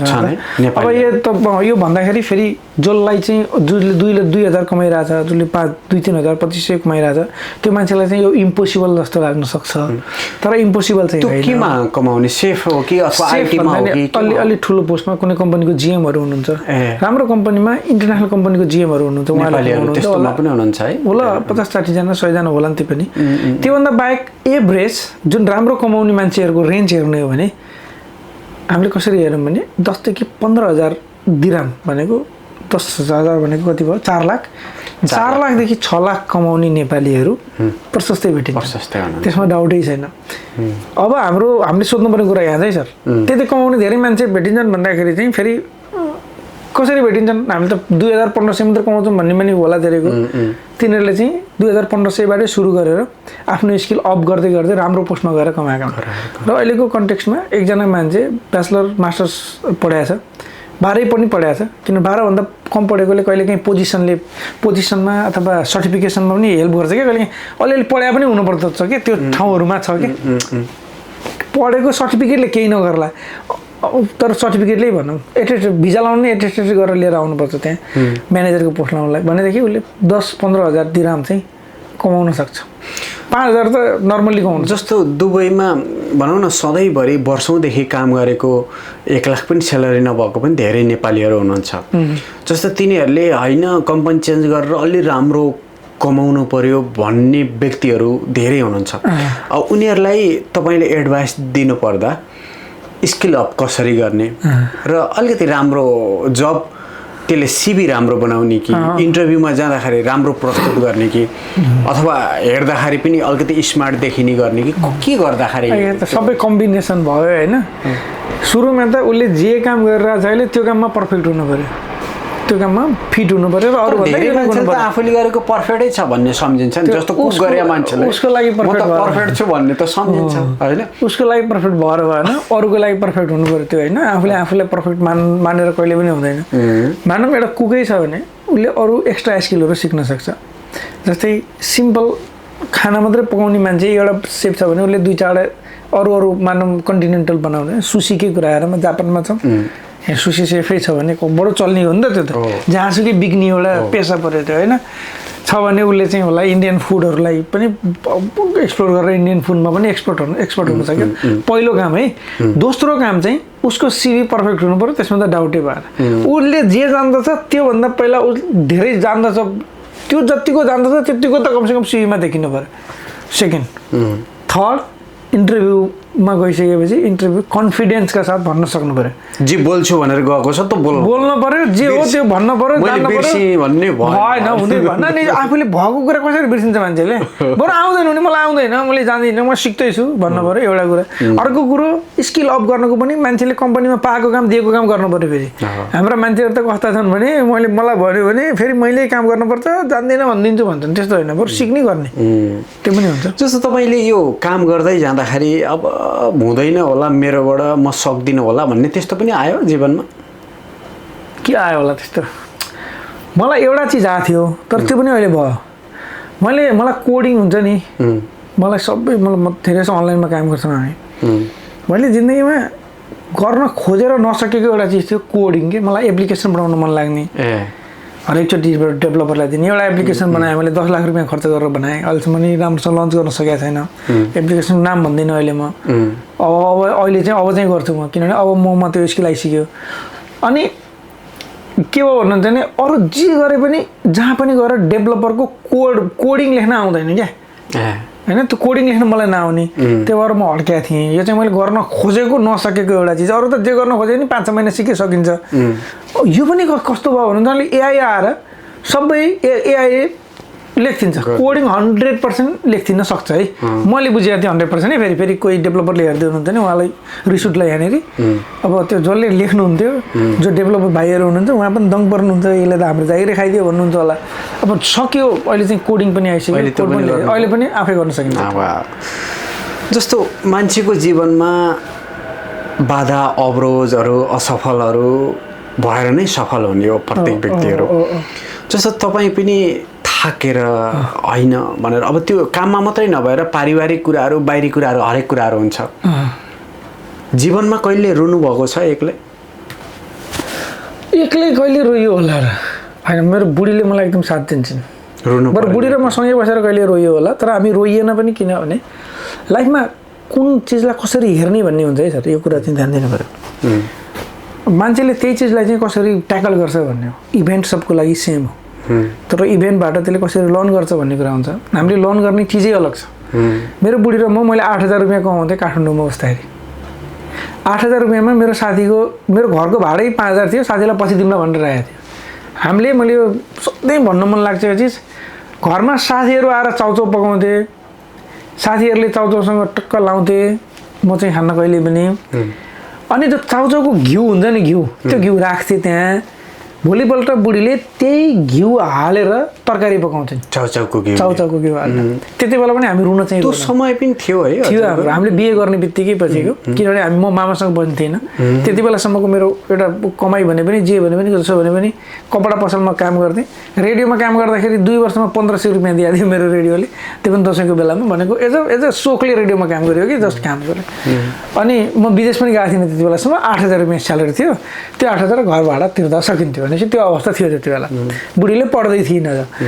अनि त्यति बेला पनि हामीलाई के पछुतो के लाग्दैन थियो भने होइन यार यस्तो अब जिन्दगी भन्ने लागेन क्या। बुढाबुढी सँगै थियौँ, मैले रिलेसनसिप भन्छु नि त्यही भएर। बुढाबुढी सँगै थियौँ, सँगै गरिन्थ्यो, खाइन्थ्यो। भोलि केही गर्न सकिन्छ यार, लाइफमा हरेस खान हुँदैन भनिन्थ्यो, अगाडि बढिन्थ्यो। त्यति बेला पनि भोलि के गर्न सकिन्छ भनेर सिक्थेँ मैले। त्यो सिक्ने अहिले पनि सिक्छु। बेलुका बेलुका बुढीले त्यति बेला जागिर खोज्न सिक्थेँ मैले। कहाँ जागिर खोज्न सकिन्छ, कसरी अन्तर्वार्ता दिने होइन, कसरी सिबी राम्रो बनाउने, प्याट ठाउँ अनुसार अलग अलग हुने भयो। अहिले नयाँ कुरा सिक्छु। त्यो भएर मेरो लाइफमा रुने क्षणहरू आयो होला तर म रोइनँ। त्यो चिजलाई मैले अपर्च्युनिटी देखेँ। अब योभन्दा बढी जानु के छ र, हार्नु के छ र यहाँभन्दा भन्ने हुन्छ क्या। जस्तो जीवनमा श्रीमान श्रीमतीको कुराहरूले नै धेरै मान्छेहरू सक्सेस भएका छन्। दुईटाको बोन्ड, श्रीमान श्रीमतीको बोन्ड अहिले धेरै देखिन्छ, हुन नसकेको, शङ्का गरेको, अप्ठ्यारोमा परेको पनि धेरै छ। कसरी बुढाबुढी अहिले तपाईँले भन्नुभयो नि चाउचाउभित्रको गर्दाखेरि पनि त्यो हेप्पी समय पनि थियो नि त तपाईँहरूको। त्यो दुइटा नमिलाएर हुन्थेन, यस्तो बिहे गरेर चाहिँ यस्तो पाल्न नि सक्दैन यार, बुढी पनि पाल्न सक्दैन यार भनेर बुढीले सोच्थ्यो। अब त ल्याङ भन्थ्यो नि, ल्याङ भइहाल्थ्यो नि जिन्दगी। सम्बन्ध बुढाबुढीको कसरी राम्रो बन्न सक्छ तपाईँको विचारमा? मेरो विचारमा चाहिँ अन्डरस्ट्यान्ड, दुइटैको अन्डरस्ट्यान्डिङ। एउटाले अर्कालाई बुझ्नु पऱ्यो। केटाको र केटीको माइन्डको स्ट्रक्चर नै फरक हुन्छ। केटाले अलग तरिकाले सोच्छ, केटीले अलग तरिकाले सोच्छ। तर हामीले के चाहिँ बुझ्नुपर्छ भने हेर ऊ मेरो लागि यो, म उसको लागि यो, दुःख सुख दुइटाले सँगै बेहोर्नुपर्छ। हाम्रो लागि आज जसले आएर जे गफ दिए पनि लास्टमा हामी दुइटा मात्रै हो। अरू बाहिरको त आउँछ कि फुर्क्याउला कि गफ गर्ला कि मिठो मिठो कुरा गर्ला, फेरि भोलि ऊ कहाँ पुग्छ थाहा छैन, कि मलाई भड्काउला जाला। तर हामी दुइटाको सम्बन्ध त भन्ने पहिला दिमागमा राख्नु पऱ्यो क्या बुढाबुढीले। एउटा अर्को चाहिँ कस्तो हुनु पऱ्यो भने केटाहरू चाहिँ अलिक ऱ्यासनल टाइपका हुन्छन्। केटाहरूले चाहिँ होइन, केटीहरू अलिक इमोसनल हुन्छन् कि, यतिलाई बुझ्नुपर्छ। इमोसनल भनेको जस्तै केटीहरूले चाहिँ आफ्नो कुरा सेयर गर्न चाहन्छन्, मेरो कुरा कसैले सुनिदियोस् भन्ने चाहन्छन्। त्यो केटीहरूको इमोसनल पार्ट हो, त्यसलाई केटाहरूले सुनिदिनु पऱ्यो, बसेर ध्यान दिएर सुनिदिनु पऱ्यो आरामसँग। यसको सायद तपाईँले भिडियो हालिसक्छ, मेरो पनि पोर्ट्रेट एउटा भिडियो छ, आउँछ होला, त्यो भिडियो युट्युबमा गएर हेर्न सक्नुहुन्छ। एकदम डिटेलमा बताएको छ मैले, त्यो मास्टर क्लासै हो त्यो। केटीहरू चाहिँ यसले रिप्लाई दियोस् भन्ने चाहँदैन कि सुन्नुहोस् मात्रै भन्ने चाहन्छन्। अनि केटाहरू चाहिँ एकदम राख्नु। अब मानौँ यहाँ यो पानीले डिस्टर्ब भयो भनेर केटीहरूले भन्यो भने, केटीहरूले भने सुन्नुहोस् भन्ने चाहन्छन्। तर केटाहरूले भने यसलाई त साह्रो नै डिस्टर्ब भयो भने भन्ने सोल्युसन खोजिहाल्छन् क्या केटाहरू चाहिँ। अनि उनीहरूले चाहिँ एकअर्कालाई गल्ती देख्छन्। जबसम्म एकअर्कालाई बुझ्ने ट्राई गर्नु पऱ्यो क्या, अन्डरस्ट्यान्ड गर्ने, कुन सिचुएसनमा छ, किन भनिरहेछ, कस्तो मुड छ, अब सोल्युसन अब खोजौँला भन्ने भयो भने बिस्तारै बिस्तारै रिलेसन नराम्रो भन्ने हुँदैन। बुढाबुढी भने चाहिँ इमोसनल फ्रेन्ड हो क्या, एउटा इमोसनल्ली पनि कनेक्ट हुनुपर्छ। जस्तो तपाईँ सफलताको पछाडि पनि ठुलो त्याग होला नि त, यत्तिकै त मान्छे सफल हुँदैन। आफूले त म अलिकति चाहिँ नि केही गर्न सक्छु अब भन्नेमा पनि त्यो पछाडि धेरै त्यागहरू गरेर आएको हुन्छ। तपाईँको कुनै छ त्यस्तो त्याग गरेको कुराहरू? त्याग गरेको कुराहरू त सबभन्दा सुरुको कुरा भने त निन्द्रै त्याग गरियो होला, कति हेर्नुहोस्, नसुती त्याग गरियो। अर्को के त्याग गरियो हेर्नुहोस्, साथीभाइहरू कतिपय थियो होला, साथीभाइले कहीँ घुम्न जाऊँ भने होला, कहीँ यो गरौँ भने होला, कहीँ के गरौँ भने होला, ती कुरा छोडियो होला। कतिपय अवस्थाहरूमा कतिका बिहे पार्टी बन्द, व्रत बन्द, भोज जस्ता चिजहरू छोडियो होला। मेहनत छोडिएन क्या। त्याग भने अरू त्यस्तो अरू केही यस्तो अपर्च्युनिटी, जुन अपर्च्युनिटी थियो त्यो छोडेँ र म यता आएँ भन्ने चाहिँ त्यस्तो छैन। जस्तो आज आफ्ना बुवा आमालाई खुलेर भन्न नसकेको कुरा यहाँबाट मैले मेरो बुवा आमालाई सबै भन्छ। तपाईँले गजबको क्वेसन सोध्नुहुँदो रहेछ। त्यो पनि गजबको क्वेसन। मेरो बुवा आमाले एकदम त्यस्तो छँदै छैन। मेरो बुवा र मेरो आमा, उहाँले हरेक भिडियो हेर्नुहुन्छ। मेरो बुवा आमाले मेरो हरेक भिडियो हेर्नुहुन्छ क्या, हरेक भिडियो हेर्नुहुन्छ, मेसोभरि पुरै भिडियो हेर्नुहुन्छ, मेसोभरि भिडियोको प्रतिक्रिया पनि दिनुहुन्छ अहिले पनि होइन। मेरो बुवा मेरो आमा भनेको चाहिँ कस्तो टाइपको मान्छे भने, हामी हेर्नुहोस्, हाम्रो घर थियो, घरको आसपासको सबै पहिराले लगेको हो क्या ए हाम्रो पहिराले लगेको रुनी भन्दा त्यति नै रुनी कुरो हो होइन घरबारे पहिराले लगेको मान्छे पऱ्यो मेरो बुवाले पनि आमालाई पनि गाह्रो हुन्छ हामीलाई पनि गाह्रो हुन्छ नि अर्को एउटा गजबको ठाउँमा भएको जग्गा चेन्ज गरेर आफ्नो घर वरिपरि ल्याउनु भयो बुवाले राम्रो सोचेर गर्नुभयो तर त्यो बारे पहिराले लैथ्यो अब बुवालाई पनि थाहा थिएन पहिराले लान्छ भन्ने अनि सुरुका दिनमा बुवाले किन यस्तो गर्नुभयो होला भन्ने लाग्थ्यो नि पहिला अनि पछि थाहा भयो होइन बुवाले त गुडको लागि गर्नुभयो नि त राम्रोको लागि गर्नुभएको थियो नि त खास त अनि त्यो अब बुवा आमाले नि हेर्नुहुन्छ बुवा आमासँग यति हामी कनेक्टेड छौँ कि यति गफ गर्छौँ कि अझ अहिले बरु मलाई फोनमा त्यति गफ गर्दिनँ मैले किनभने जे छ त्यही एकदम टकटक कुरा नि बसाइ बेलामा सबै गफ गरिन्छ बुवा आमालाई भन्न खोजेको भन्न नचाहेको भनेर भन्न नसकेको अथवा नभनेको खासै त्यस्तो केही छैन त्यो मेरो बुवा गजबको मान्छे हुनुहुन्छ बुवाले फ्रिडम दिनुभयो मलाई जे गर्छस् गर बाबु त जहाँ गएर जे गर्छस् गर म त्यो कुनै रोकावट छैन भने भएर चाहिँ अहिले यहाँ छौँ कि हामी जस्तो बुवा आमालाई गर्न चाहेको चिज तर अहिलेसम्म गर्न नसकेको केही छ त्यस्तो बुवा आमालाई चाहिँ लिएर 2-4 देश घुम्न हिँडौँ भन्ने चाहिँ छ तर अलिकति अब अहिले हामी हिँड्दाखेरि चाहिँ कसरी हिँडिन्छ भन्दाखेरि हुन्छ नि अलिकति बजेट फ्रेन्डली पनि बनाइन्छ जस्तो कहाँ पनि गएर बस्न सकिन्छ अहिले चाहिँ होइन बुवा आमालाई लिएर हिँड्ने चाहिँ अलिकति त्यो कुरा सम्भव पनि हुँदैन भन्ने पनि छ अब भोलि पर्सि घुम्न मात्रै हिँड्ने भनेपछि हिँडिएला होइन त्यो पनि दुबई चाहिँ घुमाइयो एउटा अरू चाहिँ घुमाउनु सकेको छैन अब आमालाई लिएर अन्त जानु पनि मन छ होइन लिएर हिँड्न त पर्छ कुनै बेला लिएर हिँडिएला पक्कै अनि जस्तै कस्तो हुन्छ नि अहिले पनि जापानमा आउँदाखेरि नि हामी रिसर्च पर्पज धेरै हुन्छ कि जस्तै आज म कहाँ घुमेँ भन्नुहुन्छ नि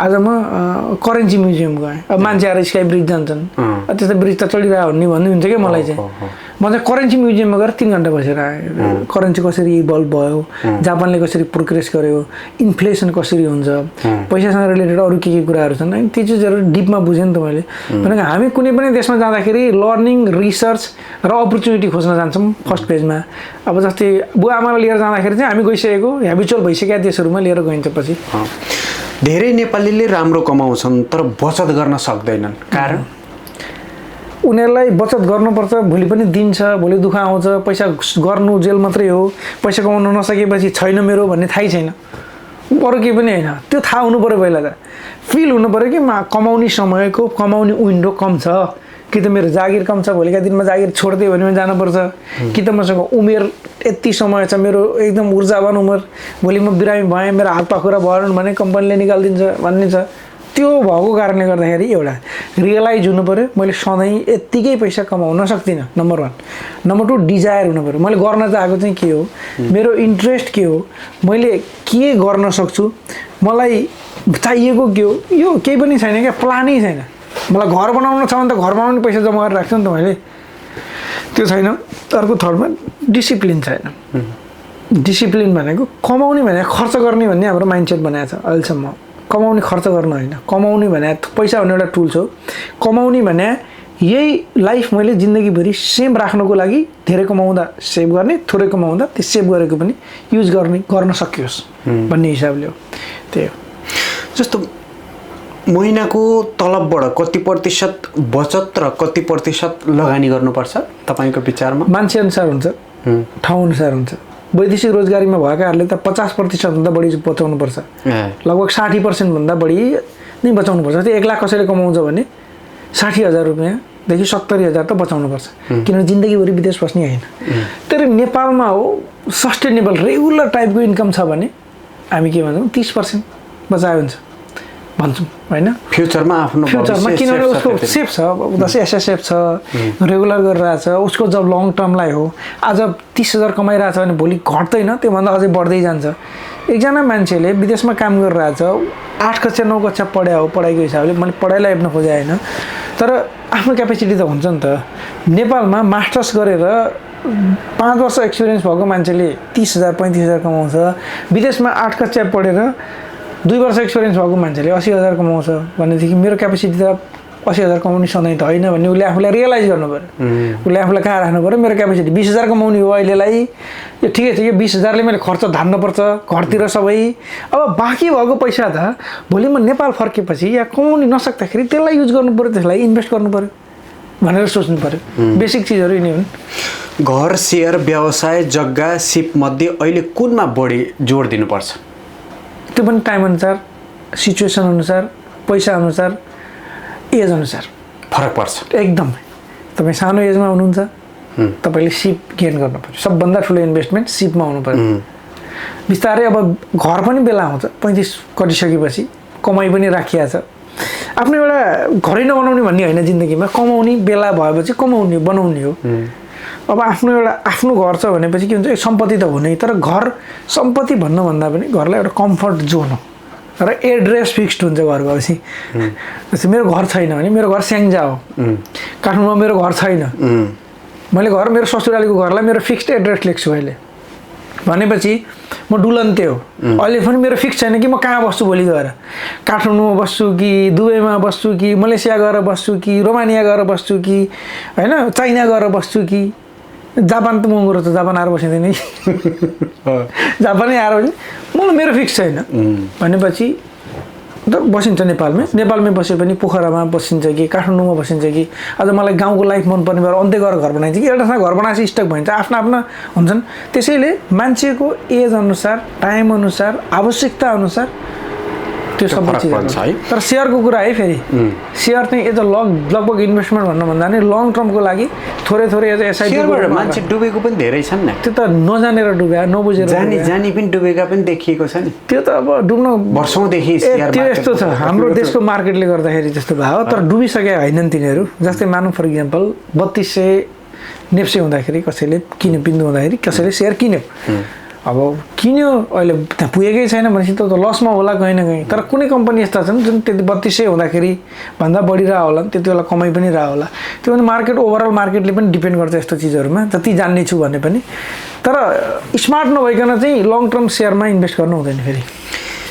यदि कसैले लङ टर्म होइन, सर्ट टर्मको लागि होइन। यदि कसैले जापानमा 5 वर्ष काम गरेर नेपाल फर्किने योजना बनाएको छ भने उसले आजदेखि के तयारी गर्नुपर्छ ल बताउनुहोस्। 5 वर्षपछि फर्किँदैछ, 5 वर्षपछि अब नेपाल जान्छु, नेपालै जाने हो, गएर अब केही गर्ने हो भन्ने त्यो योजना भएको व्यक्तिलाई एडभाइस। ल सुरुमा त यसमा चाहिँ सबभन्दा सुरुमा उसले यहाँ अहिले के गरिरहेछ है, मानौँ एउटा कुनै इक्जाम्पल मानौँ, सेफ छ एउटा, सेफ धेरै छन् होइन, यहाँ सेफ धेरै पढि पनि रहेछ या सेफ पनि गरिरहेछ, यसैलाई मान्दौँ है त। त्यो मान्छे भोलि फर्केर नेपाल गएर गऱ्यो भने भोलि गएर केही त गरौँला भन्ने सोच्नु भएन। यहाँदेखि भोलि गएर म सेफ हो, कुन टाइपको खाना बनाउँछु, सुसी बनाउँछु भनेर नेपालमा सुसीको अपर्च्युनिटी छैन कि छैन त्यो त पहिला रिसर्च गर्नु पऱ्यो। आजदेखि थाल्नु पऱ्यो कि बेलुका घर गएर फुर्सद भएर गयो बेलामा टिकटक स्क्रोल मात्रै गर्ने होइन। फेरि त्यसो भन्दा तपाईँ हाम्रा भिडियो नहेर्ला मान्छेले, हाम्रा भिडियो हेर्नु मिल्यो कि अरू नाचेका भिडियो हेर्नु भएन। अनि बेलुका टिकटक स्क्रोल मात्रै गरेर बस्ने होइन, गफ मात्रै लाएर बस्ने होइन, रिसर्च गर्ने। कमसेकम नेपालमा जापानिज रेस्टुरेन्ट खोल्यो भने चल्छ कि चल्दैन होला। च्याट जिपिटीहरूमै रिसर्च गर्दा नि हुन्छ, रिसर्च मोडहरू हुन्छ त्यहाँ, साथीहरूलाई सोध्न सकिन्छ। काठमाडौँ गयो बेला, नेपाल गयो बेलामा घुम्न सकिन्छ, हेर्न सकिन्छ। सुसी बनाउनु होइन छैन, चल्दै रहन्छ।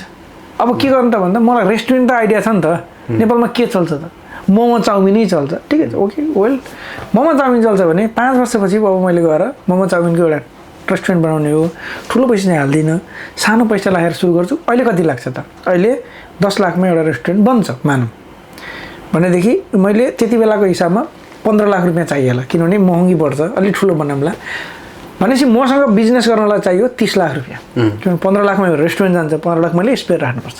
यो मेरो एक्स्ट्रा 30 लाख मैले बिजनेसको लागि कमाउनु पऱ्यो। त्यो बिजनेस गर्नलाई अब मैले स्किल सिक्नु पऱ्यो। स्किल के सिक्नु पऱ्यो, सुरुमा त मोमो चाउमिनका त कुरा भइहाल्यो, एउटा दुईवटा स्टाफ पनि राखौँला। बिजनेस स्किल सिक्नु पऱ्यो, कम्युनिकेसन स्किल सिक्नु पऱ्यो, यहीँ बसी मान्छेहरूसँग गफ गर्न पऱ्यो, कुराकानी गर्नु पऱ्यो, बिजनेस सिक्नु पऱ्यो, बिजनेसमा अपरेसनले कसरी काम गर्छ, अकाउन्टिङ भने के हो, मार्केटिङ भने के हो, सोसियल मिडियामा कसरी मार्केटिङ गर्छन्, त्यो कुराहरू सिक्नु पऱ्यो। 5 वर्षसम्म एज अ पार्ट टाइम 1 घन्टा त जसरी यत्रो वर्ष कलेज स्कुल पढ्यो त्यसै गरी बिजनेस पढ्नु पऱ्यो। अब नेपाल जाने, नेपाल गएर छुट्टीका बेलामा पनि साथीहरूसँग गफ लाउन देउराली भन्ज्याङतिर जाने होइन, रेस्टुरेन्टतिर डोल्न जानु पऱ्यो, बस्नु पऱ्यो, खानु पऱ्यो। यसको मोमोको रेस्टुरेन्टमा त यो रहेछ, मैले यो राम्रो गरेँ भने अझै कायदा हुन्छ। नेपालमा के प्रब्लम छ त्यो खोज्नु पऱ्यो अनि आफ्नो रेस्टुरेन्टलाई त्यो एड गर्नु पऱ्यो। जस्तै यहाँको केही सिस्टमहरू एड गर्न सकिन्छ होइन, अहिलेदेखि त्यसरी प्लान बनाउँदै जानु पर्यो। करोडौँ रुपियाँको कारोबार गर्दा विश्वास गर्ने मानिस कसरी तपाईँले छान्नुहुन्छ? इमान्दारिता कसरी हेर्ने त नि ब्याक पहिलाको हिस्ट्री हेरेर थाहा कति मान्छेहरूको पैसा फसेको छ इमान्दारिता हो इमान्दार हो कारोबार गर्न भन्दा के को लागि कारोबार गर्नु त त्यो म भन्छु तपाईँलाई एउटा कुनै इक्जाम्पल छ जस्तै जस्तो लगानी गरौँ भनौँ कसैमाथि लगानी गर्नु लगानी गरौँ कसै दुईजना मिलौँ तपाईँ र म मिलौँ ओके ओके 1 करोडहरू लगानी गरौँ भन्यो साथीले चाहिँ नि धेरै छ नि त यो त धेरै छ कसरी चिन्ने यसमा चाहिँ 2-3 वटा ट्याकलहरू छ किनकि यो बिजनेस पार्टबाट हामीले हेरिएको छ एउटा साथी भनेर हेरिएको छैन बिजनेसको थिङ्किङबाट गर्दाखेरि यसो भयो सर यहाँ चाहिँ के हो भन्नुहुन्छ भने हाम्रो धेरै एउटा एकदम ठुलो प्रब्लम हो नेपालीको मैले त अरू कम्युनिटीलाई पनि हेर्छु नि त जस्तै इन्डियन कम्युनिटीमा चाहिँ त्यो एकदम कम छ नेपालीको कम्पेरिटिभली त्यहाँ पनि नहुने होइन यो जहाँसुकै हुन्छ मान्छेको यसको लागि चाहिँ सबभन्दा एउटा गुण हेर्नु पऱ्यो कतिको लोभी छ पैसाको मामलामा र ग्रिडी के लोभी त लोभी ठिकै छ बिजनेसमा पैसा कतै जानु हुँदैन आफूसँग हुनुपर्छ भन्ने आफ्नो लागि कतिको लोभी छ क्या पैसा भनेपछि कतिको मरिहत्ते गर्छ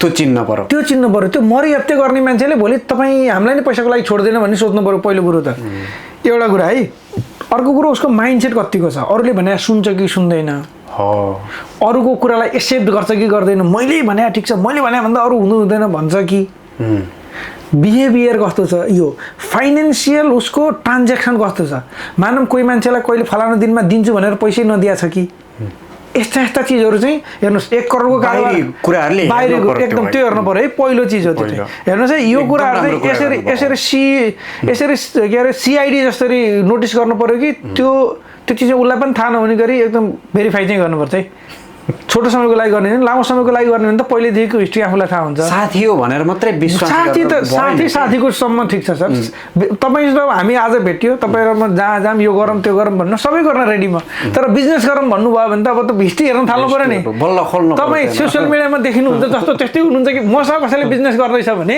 म कस्तो छु भनेर सोसियल मिडियामा हेरेर मलाई जज गर्ने होइन क्या हेर्नु पऱ्यो हिस्ट्री हेर्नु पऱ्यो मेरो थाहा अनि अर्को एउटा भन्छ है म यहाँसम्म ठिक छ है नेक्स्ट पेपर कुरोको कुरामा एकदम 100% क्लियर हुनु पर्यो जस्तै मानौँ फर इक्जाम्पल तपाईँ र म मिलेर दुईजनाले 1 करोड 2 करोडमा बिजनेस गर्दैछौँ तपाईँ र म मध्ये कसले बिजनेस हेर्ने बिजनेस गऱ्यो भने स्यालेरी लिने कि नलिने स्यालेरी लिने भने कति स्यालेरी लिने त्यसको प्रफिटबाट के गर्ने भोलि सामान पर्चेज गर्ने हो भने कसले गर्ने सामान पर्चेजको ट्रान्सपरेन्सी कसरी राख्ने भनेको पेपर सिस्टम क्यामेरा एभ्रिथिङ हरेक चिज ट्रान्सपेरेन्ट हुनु पऱ्यो कसैले काम गरेको छ भने एउटा स्लिपिङ पार्टनर छ भने स्लिपिङ पार्टनरले प्रफिट मात्रै खान्छ बिजनेस गर्ने मान्छेले बिजनेसको एज अ स्यालेरी पाउँछ जुन थर्ड मान्छेले उसको क्यापेसिटी अनुसार पाउँथ्यो आफ्नो बिजनेस भनेर होइन थर्ड मान्छेले उसले रोजगारी पनि पायो यसरी गयो भनेदेखि चाहिँ मलाई जहाँसम्म लाग्छ फेल खाँदैनन् के पार्टनरसिपहरू एआईको युगमा अहिले सिक्नै पर्ने एउटा सिप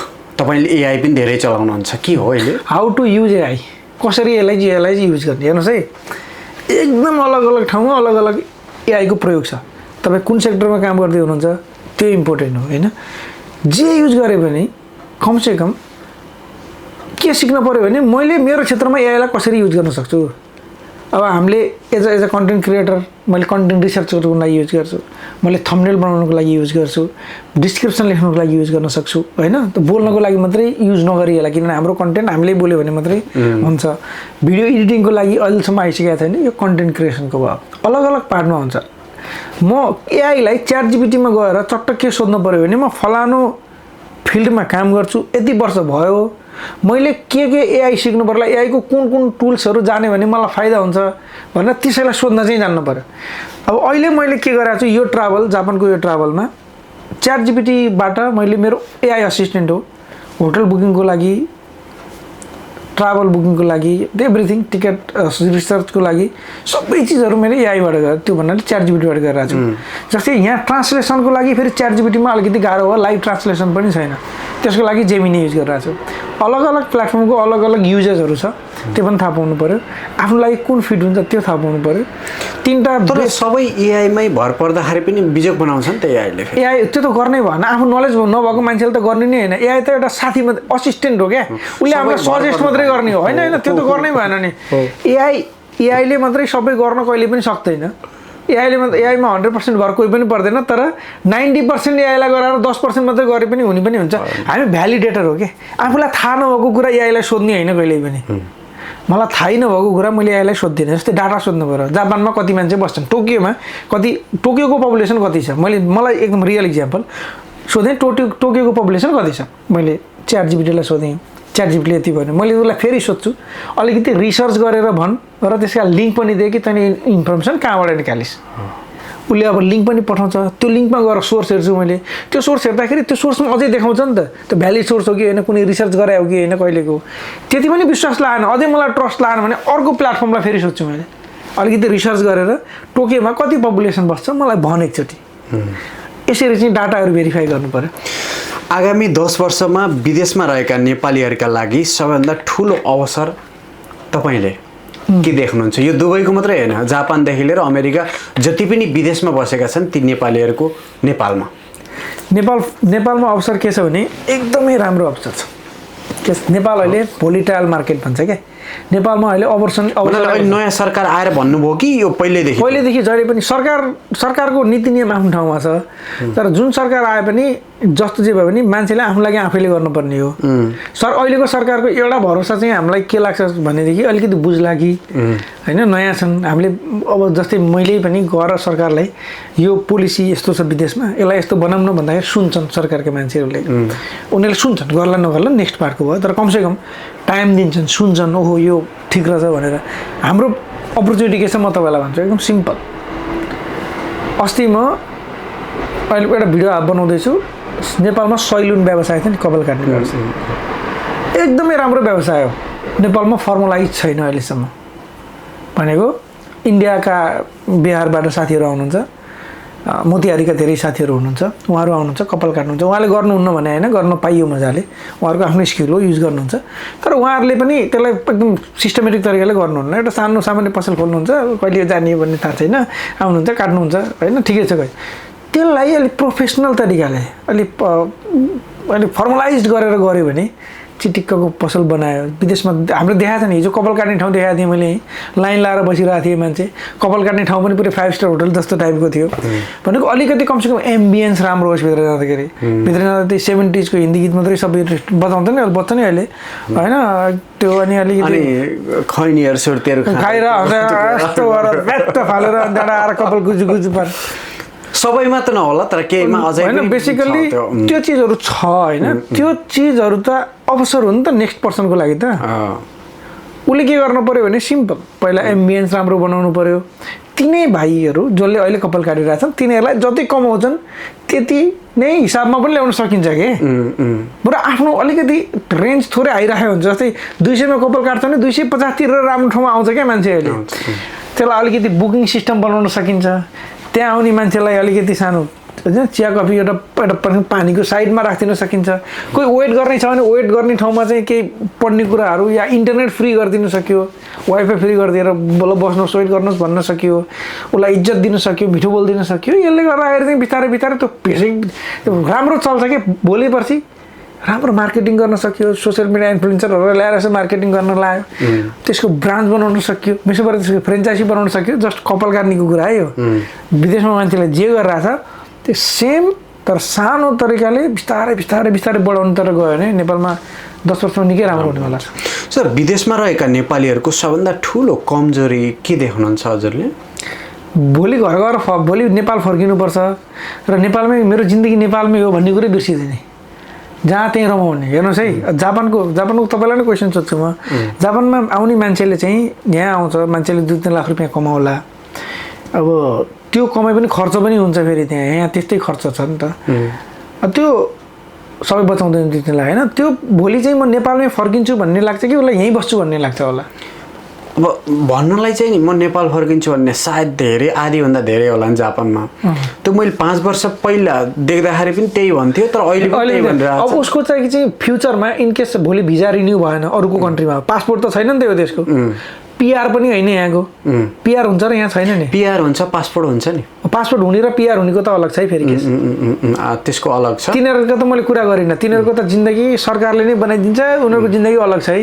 तिनीहरूको बारेमा मैले काम पनि गर्दिनँ, मलाई थाहा पनि छैन त्यो विषयमा। तिनीहरूले अलि राम्रो नेपालमा पनि व्यवसाय बनाउने हो भने बरु केही हेल्प गर्न सकिएला, हाम्रो अलग चिज छ। तर मेरो भनाइ चाहिँ जो मान्छेको विदेशमा लाइफ भएन, पैसा कमाउनु फर्केर नेपाल जानु छ, ती मान्छेहरूले गर्ने गल्ती चाहिँ देश बिर्सिन्छन् भनेर देश बिर्सिने होइन कि आफूले आफूलाई बिर्सिन्छन् मेरो मोटिभ के हो भन्ने थाहै छैन क्या त्यो चाहिँ बिर्सिनु भएन भोलि फर्किने हो म देश फर्किँदाखेरि देशमा केही हुनुपर्छ भन्ने सोचेर काम गर्नु पर्यो यदि एउटा मात्रै बानी परिवर्तन गर्न मिल्यो भने तपाईँले कुन बानी परिवर्तन गर्नुहुन्थ्यो तपाईँ बडो कायदाको पैसा सोध्नु भयो त मेरो छोरीलाई सोध्यो भने ठिक्क हुन्छ मेरो चाहिँ त्यो हो बेलुका चाँडो सुत्ने र बिहान चाँडो उठ्ने बानी बेलुकी के सोध्नु होइन बेलुका यस्तो हुन्छ कि काम गर्न लाग्यो यसो अलिकति काम गऱ्यो अब नेक्स्ट काम गऱ्यो अब नेक्स्ट काम गऱ्यो समय गएको थाहै हुन्छ यति यस्तो हुन्छ कि त्यो पत्तै हुँदैन क्या छोरीलाई मैले के भन्छ नि म जिन्दगीभरि सधैँ छुट्टीमा छु तर काम चाहिँ मैले कहिल्यै छोडेको छैन भन्ने फिल हुन्छ भन्छु क्या भनेको मेरो छोरीलाई छोरी 5 मिनटमा आएँ म सुत्न भने छोरीकै सधैँ त्यस्तै भन्नुहुन्छ भन्न थालेँ क्या अहिले भन्नु खोजेको त्यो बानी चाहिँ सुधार्न छ अब यहाँ कन्फेस चाहिँ गरियो अनलाइनमा अब सुधार्छ ओके अर्कोचोटि भेट हुँदाखेरि चाहिँ म टाइममा सुत्ने टाइममा उठ्ने एकदम जापानमा रहेका नेपालीहरूलाई तपाईँले जापान आएको बेलामा एउटा सन्देश दिनु पर्यो भने के दिनुहुन्छ भोलि नेपाल फर्केर केही गर्ने सोच्दै हुनुहुन्छ भने अहिलेदेखि प्लान बनाउनुहोस् भोलि नै भइसक्यो हुन्छ समय जान्छ पत्तो हुँदैन आएको 10 वर्ष 15 वर्ष भइसक्यो होला ब्यागमा के गरेँ त भन्दा राम्रो एउटा घर बनाएँ होला बच्चा बच्चीलाई पढाएँ होला भन्ने लाग्ला तर तपाईँको आफ्नो बुढेसकालको लागि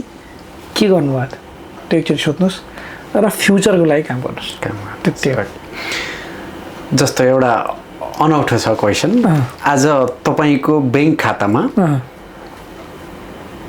50 करोड आयो भने तपाईँको त्यो सोच के आउँछ के गर्ने आउँछ पहिला त्यो 50 करोड मेरै हो कि अरूको हो भनेर आउँछ जस्तो तपाईँकै हो मेरै पैसा आयो त्यो आयो भने मैले इन्डस्ट्री बनाउँछु एउटा के बनाउनुहुन्छ इन्डस्ट्री नेपालमा प्रडक्टको इन्डस्ट्री बनाउँछु अहिले हामीले कस्मेटिक्सको काम गरिरहेछौँ सायद हुनसक्छ त्यसको या कुनै फुड प्रडक्सनको एउटा फ्याक्ट्री खोल्छु भन्छ बस एकदम खास मैले यो सोध्नुको अर्थ 50 करोड भएका नेपाली पनि छन् कि दिमाग छैन अहिले के तपाईँको दिमागले होइन मलाई अहिले भने नि मसँग घर बनाएको छैन अहिलेसम्म मेरो दिमागमा घर बनाउँछु भन्ने नि छैन देख्नु भयो यस्तो हुन्छ यार कस्तो हुँदो रहेछ भने त्यो इन्डस्ट्री बनाउनु भने तपाईँलाई कतिको थाहा छ जोसँग पैसा छ दिमाग त्यति कम हुन्छ कि पैसा नभए मान्छेसँग दिमाग अथाह हुन्छ तर के गर्नु होइन ठिक छ होइन हुन्छ है त्यो धेरै मान्छेहरूको भएको कारणले गर्दा जीवनमा सबभन्दा ठुलो गल्ती कहीँ गर्नुभयो तपाईँले ठुलो नगरेको भए हुन्थ्यो त्यस्तो गल्ती त्यो गल्ती गरेर रिग्रेटवाला लाइफ हुन्छ नि रिग्रेट त लाइफमा हाल्छ गल्ती त नर्मल्ली भइरहेको हुन्छ त्यसमध्येमा पनि तपाईँलाई लाग्ने सानातिना गल्ती कहिले काहीँ गरियो होला कसैलाई के पुक्क भनियो होला या नभने हुन्थ्यो यार भन्ने पनि लाग्यो होला होइन त्यस्तो यादै छैन तर लाइफमा यही गल्ती यो चाहिँ यो यस्तो ब्लन्डर मिस्टेक गरियो लाइफमा भन्ने छैन जस्तो तपाईँको अहिलेसम्मको सबभन्दा राम्रो लगानी के हो मेरो आफैमा गरेको लगानी यो ट्राभल पनि मेरो लगानी हो मेरो इन्भेस्टमेन्ट हो जस्तै यहाँ मानव अहिले 6-7 लाख कति खर्च हुन्छ होला होइन हिसाब गरेको छैन मैले सबै भनिदिन सक्छु मलाई फेरि मेरो ओपन छ लाइफमा मैले कति केमा कति खर्च भयो देखायो भने पनि देखाउन सक्छु कि किनभने हामीले अननेसेसरी चिजमा केही पनि खर्चै गर्दैन जस्तै न कहिले पार्टी क्लब या ड्रिङ्क्स या यस्तो उस्तो भन्ने पनि कहिले केही छैन हामी लग्जरियस चिज पनि बेसिक लग्जरी चाहियो पहिला हामी एकदम सस्तो होटलमा बस्थ्यौँ बुढी र म मात्रै छोरी पनि त्यति हिँडेन अलि एकदम बेसिकमा बस्थ्यौँ अलि हुन थालेपछि कमसेकम फ्यामिली कम्फर्ट त चाहियो भन्ने मात्रै खोज्न थाल्यौँ अरू केही होइन क्या फेरि त्यहाँ पनि त्यही पनि एकदम डिस्काउन्ट कहाँ छ कुपन कहाँ भेटिन्छ booking.com-बाट गरे सस्तो हुन्छ कि कहाँनिर के हुन्छ भनेर अहिले पनि खोजिरहेको हुन्छु म सबभन्दा ठुलो इन्भेस्टमेन्ट त्यही हो ट्राभलमा जस्तो एउटा फेरि अनौठो छ क्वेसन यदि 1 महिनासम्म मोबाइल र सामाजिक सञ्जाल नचलाउने नहेर्ने 1 महिनासम्म 1 करोड रुपियाँ दिने भयो भने स्वीकार्नुहुन्छ 1 करोड पाउनुभयो हजुरले तर फेसबुक टिकटक तपाईँका के कामहरू छन् त्यो हेर्न पाउनु भएन कहाँबाट क्वेसन ल्याउनु गजबले मान्छु म मान्नुहुन्छ त्यो मान्छु तर मेरो फेसबुक युट्युबमा मैले हाल्नु परेन मैले अरू कसैलाई काम दिएर त्यो पाइएन ए भने मेरो टोटल्ली त्यो काम गर्ने छन् पनि स्टप भयो कि त्यो सकियो भनेको त्यो च्यानलै मेरो तर्फबाट इनएक्टिभ भयो एक हिसाबले डिएक्टिभ भयो एक महिनासम्म एक महिनासम्म पुरै टोटल चाहिँ भएन होइन तर पब्लिकले देख्न त देख्छन् नि देख्दैन एक हजार 1 करोड पायो भने त्यो 1 करोडले केही न केही गरौँला पछि चाहिँ फेरि त्यसलाई केही न केही गरेर काम निकालौँला त्यो त मान्छु मैले मेरो प्र्याक्टिस पनि वर्षमा एकचोटि के हुन्छ भने 7 days without any social media भन्ने हुन्छ अघिल्लो वर्ष चाहिँ म ऋषिकेश गएर बुढी रुममा बस्यो सोसियल मिडिया 0 सोसियल मिडिया खोल्दिनँ मैले मेरो पर्सनल काम हुँदाखेरि चाहिँ खोल्ने भएँ सोसियल मिडियामा म केही पनि हेर्ने यस्तै टिकटक फेसबुक युट्युब पनि केही पनि जस्तो एक दिनका लागि नेपालको प्रधानमन्त्री बन्ने अवसर पाउनुभयो भने के परिवर्तन गर्नुहुन्थ्यो नेपालको के गर्ने होला यार फाइनेन्सियल एजुकेसन चाहिँ ग्राउन्ड लेभलमा पुर्याउने कुनै एउटा पोलिसी ल्याउँथेँ मैले फाइनेन्सियल एजुकेसन बच्चालाई चाहिँ पैसा भने के हो यसले कसरी काम गर्छ पैसै सब दुईटा चिज सिकाइएको छ क्या हामीलाई त एक त पैसा नभएको पैसा नै सबै थोक हो दुनियाँमा भन्ने पैसा सबै थोक पनि होइन एउटा छ भने पैसा भने खर्च गर्न बनाएको चिज हो भन्ने पनि छ अनि पैसा हुने मान्छेलाई सबैले मान्छन् भन्ने छ यस्ता यस्ता चिजहरू पनि पैसा एउटा टुल्स हो भन्ने सिकाइयोस् कि बच्चैदेखि कसरी काम गर्छ भन्ने नेपालको र दुबईको फाइनेन्सियल एजुकेसन कतिको फरक छ हामी अब गरिब देश भयो हाम्रो मेन्टलिटी हामी देशले मात्रै गरिब छैनौँ कि खास भन्यो भने दिमागले सोच्ने एकदम गरिब छ क्या हाम्रो भए पनि छैन मसँग त कुनै पसललाई गएर सोध्नुहोस् त्यसमा आज 20,000 सेल गर्छ व्यापार कस्तो त छैन भोलि 1 लाख सेल गरेर छैन यार बिजोग छ भन्यो भने त खत्तमै हुन्छ भन्ने जस्तो त्यो मेन्टालिटी हुनु भएन जस्तो अब केही ऱ्यापिड फायरका कुराहरू पनि छ सर्टकटमा टक यस्तो चाहिँ फर्स्ट टाइम हो मलाई चाहिँ अलिकति इन्ट्रेस्टिङ बनाउन मन लाग्यो तपाईँलाई पनि धेरै हेभी नहोस् भनेर जस्तो छान्न पर्यो एकजना बालेन शाह कि रवि लान्छा यस्तो नगरायो भने चाहिँ म त दुइटै ठिकै लाग्छ मलाई त्यस्तो छैन होइन छान्न तपाईँलाई त एकदम माफ गर्नु होला मलाई केही छैन मलाई कोही केही भनेको नि तपाईँको आफ्ना आफ्ना गुण छन् उहाँहरूका होइन त्यसमा मलाई एउटा छान्न पर्यो व्यक्तिगत रूपमा चाहिँ बालेन किन बालेन शाहको काम गर्ने तरिकामा बालेन शाहको मनपर्ने एउटा चिज भन्छु है म बालेन शाहलाई चाहिँ अनप्रोडक्टिभ हुन मन पर्दैन क्या जस्तै म तपाईँलाई भेट्दैछु भने बालेन शाहको मेन्टालिटी कस्तो छ भने वाइ उहाँलाई किन भेट्ने भेटेपछि के हुन्छ मेरो समय खेर त जाँदैन या भेटेर यतिकै गफ गर्ने फोटो खिच्ने हाल्ने या झुटो प्रचार केही चाहिएन क्या देखाउने छैन क्या बालेन शाहको सबभन्दा मनपर्ने चिज चाहिँ त्यो मलाई काम हुनु पऱ्यो भन्ने छ कि मलाई काम हुँदाखेरि कहिले काहीँ अब टिमको कुरा हो यो होला त्यो अलग चिज छ है फेरि सबै चिजहरू तर सबभन्दा मनपर्ने बानी चाहिँ त्यो खगेन्द्र सुनार कि ज्ञानेन्द्र साई उहाँहरूलाई त मैले एकदम डिपमा हुन्छ नि कसैलाई पनि केही स्टडी नै गरेको छैन चिन्नुहुन्छ नि चिन्न त दुइटैलाई चिन्छु मैले होइन दुइटै जापान आउनु भएको थियो योभन्दा अगाडि ए ओके ज्ञानेन्द्र साई उहाँको बारेमा त एकदम कन्ट्रोभर्सी पनि भएको थियो होइन सायद यो विषयमा चाहिँ मलाई ज्ञानेन्द्र साई भन्दा होइन भने दुइटै आफ्नो आफ्नो ठाउँमा हुनुहुन्छ एकजनालाई मात्रै छान्नु पऱ्यो भनेदेखि चाहिँ म हाम्रो खगेन्द्र सुनारलाई छान्नुहुन्छ केही छ रिजन त्यस्तो खासै केही छैन जस्ट मलाई चाहिँ अब त्यो रिजन अरू केही पनि नभनौँ केपी शर्मा ओली कि प्रचण्ड त्यसमा त म प्रचण्ड बालाई छान्छु फेरि प्रचण्ड एउटा रिजन चाहिँ फेरि त्यसमा चाहिँ प्रचण्ड बा भने होइन मैले केपीलाई बा भन्छ नि के छ भन्दाखेरि हामीले इतिहास कहिले भुल्नु हुँदैन कि प्रचण्ड गोला आफ्ना राम्रा नराम्रा सबैका आफ्ना छन् होइन मलाई केपी ओलीमा त्यस्तो केही होइन उहाँको एउटा चिज मन पर्दैन उहाँको चाहिँ अहमता धेरै भयो त्यति बेला होइन त्यो कारण धेरै चिजहरू छ फेरि यसको मतलब पुरै पार्टीसँग अलग छ है फेरि पार्टी अलग चिज हो व्यक्तिगत कुरा गर्नु भएन कुनै पनि पार्टीसँग आबद्ध छैन मैले सबै पार्टीलाई रियल यत्तिकै सेम सम्मान गर्छु प्रचण्डको चाहिँ जुन समाजमा विभेदीकरण थियो नि समाजमा जसरी समाजले कति तल्लो वर्ग भन्ने जसलाई भन्थे जुन एउटा लडाइँ भयो नि राजतन्त्र गयो गएन त्यसमा पनि मेरो फेरि केही होइन है राजतन्त्र गएर के भयो भएन मलाई केही छैन तर त्यो लडाइँले के बनायो भन्नुहुन्छ भने जसले जुन समाजमा तल्लो वर्ग भनेर जसलाई मान्थे त्यो वर्गलाई आत्मविश्वास लिएर आउने त्यो वर्गलाई एकदम माथि उठाउने र समाजमा म पनि इक्वेल हो है मेरो हकको लागि मैले गर्नुपर्छ लड्नुपर्छ भन्ने बनाउनमा सबभन्दा ठुलो हक चाहिँ प्रचण्डको छ क्या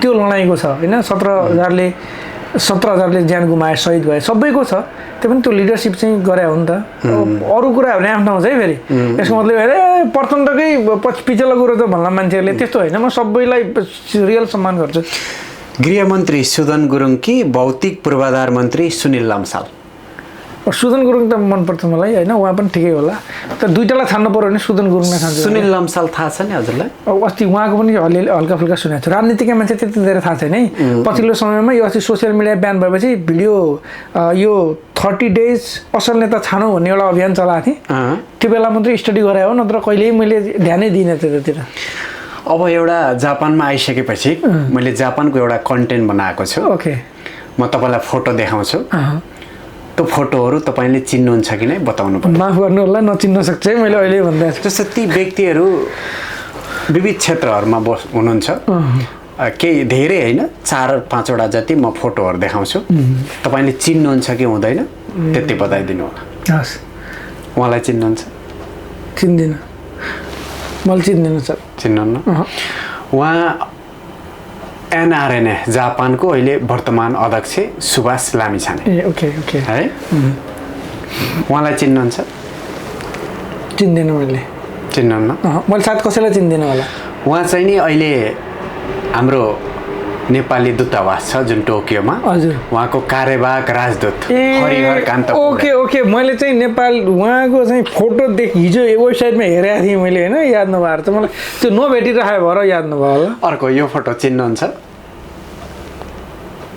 अब चिन्दिनँ मलाई नि उहाँ चाहिँ नि नेपाल पत्रकार महासङ्घ जापान शाखाको अहिले वर्तमान अध्यक्ष हुनुहुन्छ रविन्द्र श्रेष्ठ गोर्खाली सरी मैले फेरि हजुरहरू कसैलाई एउटा कुरा भन्छु कसैलाई नचिने भन्नुको मतलब यो होइन कि सम्मान चाहिँ मैले सबैलाई गरेँ अब कहिलेकाहीँ नचिन्न पाइयो हजुरहरूले मलाई चिन्नुहुन्न होला ठिक छ अब यो साह्रै मेरो कमजोरी यसमा छ कि मैले धेरै मान्छेहरूलाई चिन्दिनँ एकदम ध्यान अनि फेरि ध्यान पनि कस्तो छ भन्नुहुन्छ नि न धेरै कम्युनिकेसन सोसियल मिडियामा हेर्दा कहाँ के जस्तो देखियो भने धेरै नेटवर्किङ यताउता यसो यसो पर्सनालिटीमा एकदम कम मात्रै छ मेरो त्यो भएर पनि जस्तो अब जापानको एकजना व्यक्ति मैले एकजना एकछिन है मैले पहिला यो देखाउँछु म एकजना अब अन्तिममा एउटा फोटो देखाउँछु सायद धेरैजनाले उहाँलाई चिन्नुहुन्छ तपाईँले चिन्नुहुन्छ कि मैले पनि चिन्दिनँ होला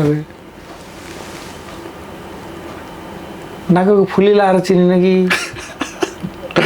को होला उहाँ धेरै नै पपुलर हुनुहुन्छ जापानबाट मात्रै नभएर लगभग विश्वमा रहेका नेपालीहरूले मैले चिन्दिनँ होला नाम भन्नु भने चिन्छु कि के गर्नुहुन्छ कि उहाँको नाम पूजा खत्री हजुर उहाँ टिकटकर विशेष गरेर कन्टेन्ट क्रिएटर जापानबाट भिडियोहरू बनाउनुहुन्छ ओके मैले चिन्दिनँ लेडिजहरू हुनुहुन्छ विशेष गरेर उहाँका फ्यानहरू अझै ओके ओके सरी मैले उहाँलाई पनि चिन्दिनँ भनेपछि यस्तो भयो 4वटा फोटो देखाएँ कसैलाई चिनिएन कसलाई चिन्नुहुन्छ त कसैलाई चिन्दिनँ मैले यहाँ तपाईँलाई चिन्छु त्यही भएर तपाईँलाई मैले मेल पठाएँ अरू खोइ रियल भनौँ मैले अर्को चिन्छु होइन रतन कार्की होइन अनि माइला दाई दाईलाई चिन्नुहुन्छ माइला दाईलाई त भन्नाले देखिया चिन्ने है पर्सनल्ली त मैले कसैलाई नै चिन्दिनँ कसलाई चिन्छु होला होइन होला नि मेरो पनि मान्छे त छन् होला मेरो एकजना भाइ छन् रबिन भाइ छन् हामी पर्सि भेट्दैछौँ अर्को एकजना हुनुहुन्छ उहाँ चाहिँ उहाँको नाम सूर्य हो सूर्य खड्का पहिला एनआरएनको उनी के हुनुहुन्छ अहिले हुनुहुन्न उहाँ पहिला उहाँको रेस्टुरेन्ट पनि छ अरे यहाँ बिजनेसम्यान पनि गर्नुहुन्छ सूर्यजी सायद अहिले नेपालमा हुनुहुन्छ एकचोटि संसद पनि हुनुभएको थियो उहाँ ए हो उहाँ अहिले नेपालमै हुनुहुन्छ नेपालमा हुनुहुन्छ उहाँसँग चाहिँ मैले कुरा गरेको छु सूर्य पाठक त होइन हो सूर्य पाठक सर हो उहाँसँग चाहिँ है किन भन्दाखेरि जापानको उहाँसँग चाहिँ उहाँ पनि कसरी कन्ट्याक्ट भयो भने हामीले मैले ट्राभलको जस्तै नर्मल टिकटहरू आफै काट्छु अनलाइनबाट कुनै टिकटहरू चाहिँ मैले हाम्रो एकजना ट्राभल एजेन्सी छ त्यहाँबाट काट्न लाउँछु अनि उहाँको राम्रो लिङ्क रहेछ उहाँलाई जापानको भने जापान जाने भनेपछि उहाँ पनि हुनुहुन्छ नि उहाँ त जापानमा राम्रो लिङ्क छ भनेर सरसँग होइन अनि फेरि चिन्जान पनि गरौँ भनेर हामीले कुरा गरेको थियौँ मैले उहाँसँग भेट त भएको छैन फोनमै कुरा गरेको थिएँ अब नेपालका केही व्यक्तिहरू र विदेशमा रहेका केही व्यक्तिहरू छन् उहाँलाई पक्कै चिन्नुहुन्छ कुन रूपमा चिन्नुहुन्छ त्यो मात्रै मलाई तपाईँले बडो चाहिँ मान्छेहरूले मलाई के भन्ने भयो भने योलाई त यार यसको असली रूप थाहा भयो मान्छे चिन्दिनँ अब के गर्नुहुन्छ गर्ने त होइन अब चिन्ने व्यक्तिहरू बताउँदैछ कुन रूपमा चिन्नु त्यो पनि नचिन्न सक्छु कि मैले जस्तो अर्जुन भुसाल ए अर्जुन भुसाललाई चाहिँ उहाँलाई चिन्छु मैले, उहाँसँग भेट पनि भएको कसरी छ। चिन्नुहुन्छ? उहाँ चाहिँ हराएको सामानहरू खोजिदिने मान्छे भनेर चिन्छु मैले। उहाँले त्यसरी चिन्नुहुन्छ होइन? भोजराज थापा भोजराज थापा चाहिँ उहाँ चाहिँ गाउँको, मैले झप्प बुझ्दाखेरि अब हुनसक्छ एउटा भिडियो हेरेँ मैले, मलाई चाहिँ के लाग्छ भने उहाँ चाहिँ गाउँको प्रतिभाहरू अथवा लुकेको चिजहरूलाई चाहिँ कुनै मान्छेहरू हुन्छ नि हिडन ठाउँहरूमा भएको प्रतिभाहरूलाई बाहिर ल्याउने मान्छे भनेर मैले त्यस्तै चिनेको छु अहिलेसम्म, त्यस्तै बुझ्छु झ्याप्प हेर्दाखेरि।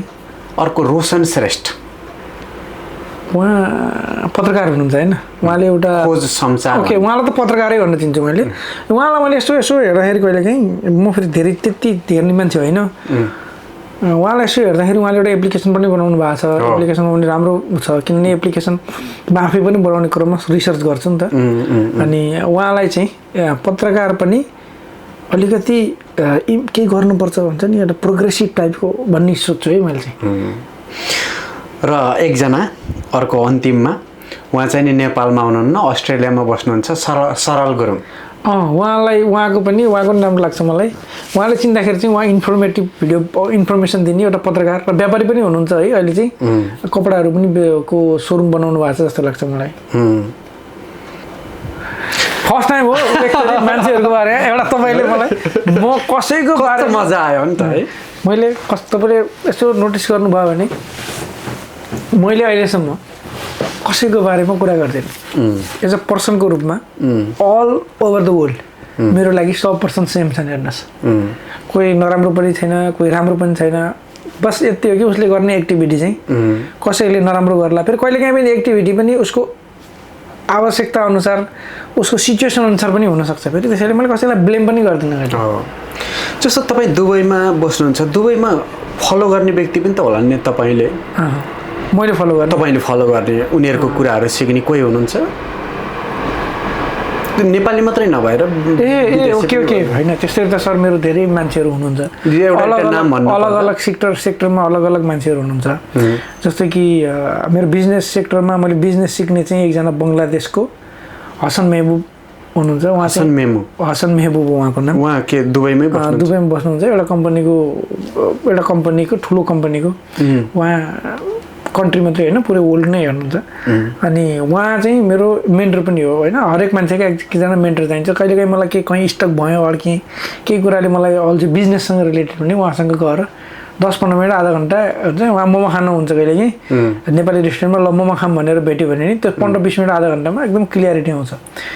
एकजना उहाँ हुनुहुन्छ जसलाई म भनेर सुन्छु, कुरा गर्छु। अर्को चाहिँ अनलाइन मिडिया अथवा मिडिया भन्दा नि हाम्रो इन्टरनेट सबभन्दा इम्पोर्टेन्ट। इन्टरनेटमा पनि ठुल्ठुलो जस्तै मैले ChatGPT नै सोधेँ भने पनि यो कन्टेक्स्टमा मार्क जकरबर्ग, स्टिभ जब्स होइन, इलन मस्क यिनीहरूले कसरी सोध्छ होला र मेरो कन्टेक्स्टमा तिनीहरू मेरो ठाउँमा जन्मिया भए मेरो जस्तो जिन्दगी बिता भए कसरी सोच्थ्यो होला, त्यसरी सोचेर भनेर त्यसरी सिक्छु होइन। मेरो सिक्ने प्याटर्न त्यस्तो छ। अनि अलग अलग छ। जस्तै मेरो महेन्द्र पाण्डे एकजना सर हुनुहुन्छ गुल्मीको, नेपाली हुनुहुन्छ। उहाँसँग चाहिँ सोसियल इम्प्याक्ट, जस्तै मैले भने नि मैले काम गर्दाखेरि मैले के सोच्छु, जस्तै मेरो टिम छ, मेरो टिमले वैदेशिक रोजगारीमा भएका मान्छेहरूलाई अपलिफ्ट गर्नको लागि हामीले काम गर्छ। हाम्रो जति पनि सर्भिसहरू छन् ती सर्भिसहरू वे टु सक्सेसले दिने, सबै विदेशमा भएका मान्छेहरूलाई सर्भिस दिने, सेवा दिने हो। नेपालमा बसेर कनेक्ट गरेर पनि काम गर्छन्। यो सबै गर्दाखेरि पनि हामीले जे काम गरे पनि सोसियल इम्प्याक्ट हुनुपर्छ भन्ने कुरा चाहिँ मैले उहाँसँग सिक्छु। उहाँ आफू चाहिँ साउदी अरबमा एज अ माइग्रेन्ट वर्करको रूपमा गएर काम गरेर अहिले युएसको नेपालमा 25-26वटा एनजिओहरूलाई फन्ड गर्न सक्ने कम्पनीको डिरेक्टर हुनुहुन्छ क्या। भनेको त्यो लेभलबाट त्यहाँसम्म पुग्नु। उहाँले संसारका युएनका नेपालीहरू पुग्दै नपुगेका ठाउँहरूको कन्फरेन्सदेखि लिएर त्यस्ता ठाउँका स्पिकरहरूदेखि लिएर त्यहाँ पुग्नुहुन्छ, गर्नुहुन्छ। संसार देख्नु भएको छ। संसार देखिसक्नु भएको मान्छेसँग कुनै चिजहरूमा इम्प्याक्टफुल सोसियल इम्प्याक्ट होइन, यी चिजहरूमा कहीँ अड्केँ अथवा लाइफका कुनै पनि चिजहरूमा अड्केँ भने उहाँसँग यसो 5-10 मिनट मात्रै कुरा गऱ्यो भने पनि त्यो सर्ट आउट हुन्छ होइन। यस्ता साथीहरू हुनुहुन्छ, अब अरू पनि साथीहरू हुनुहुन्छ जोसँग म कुराकानी गर्छु। तर फर्स्ट टाइम हो मैले यसरी भने, तपाईँले धेरै कुरा निकाल्नु भएको छ। जस्तो तपाईँको स्टाफहरू कति हुनुहुन्छ टोटल? हाम्रो टोटल 25जना हुनुहुन्छ। अलग अलग काम पुग्छ सबैलाई? हाम्रो अलग अलग फिल्ड, हाम्रो 2-3टा कन्ट्रीमा बिजनेस गर्छौँ। के गर्नुहुन्छ अरे? हाम्रो एउटा इकमर्स छ, अर्को चाहिँ सर्भिस बेस्ड छ अनि मैले डाइरेक्ट बिजनेस हेर्दिनँ जसरी त्यो अरूको बिजनेसलाई सपोर्ट गर्छु मैले जस्तै मेरो अरूको बिजनेसहरूलाई पनि एज अ कन्सल्टिङ सपोर्ट गर्छु अहिले चाहिँ अब सिस्टम बनाउने सपोर्ट गर्दैछु कतारमा अस्ति भर्खर हाम्रो एउटा कम्पनी बनाएर आयो त्यहाँ चाहिँ हामीले कसरी कम्पनी बनाइयो भने अरूको कम्पनी मानव फर इक्जाम्पल तपाईँको कम्पनी छ तपाईँको कम्पनीलाई एज अ सिस्टम बनाउन चाहनुहुन्छ आफ्नो कस्टमाइज सिस्टम के अलग अलग मान्छेको अलग अलग टाइपको कम्पनी हुन्छ होइन वर्क प्रोसेस कसरी हेर्ने केपिआई कसरी बनाउने एचआर कसरी म्यानेज गर्ने अकाउन्टिङ पनि अलग अलग हुन्छ अकाउन्टिङको फर्मुलाहरू सेम होला तर अकाउन्टिङ पैसा आउने चिजहरू अकाउन्टिङको अलग अलग प्याटर्न हुन्छ त्यो सबै सफ्टवेयर आफै बनाउन सकिन्छ अहिले चाहिँ त्यो सिस्टम आफै बनाउन सकिन्छ त्यो काम गर्न खोज्दैछन् यो चाहिँ अनि इ कमर्स छ हाम्रो इ कमर्समा स्किन केयरको प्रडक्ट सेल गर्छौँ हामीले कतारमा फुलफिलमेन्ट छ त्यहीँबाट कम्पनीले त्यहाँबाट डेलिभरी गर्छौँ नेपालमा हाम्रो टिम छ अनि दुबईमा छ दुबईबाट यो सबै बिजनेस चाहिँ फेरि मेरो वाइफले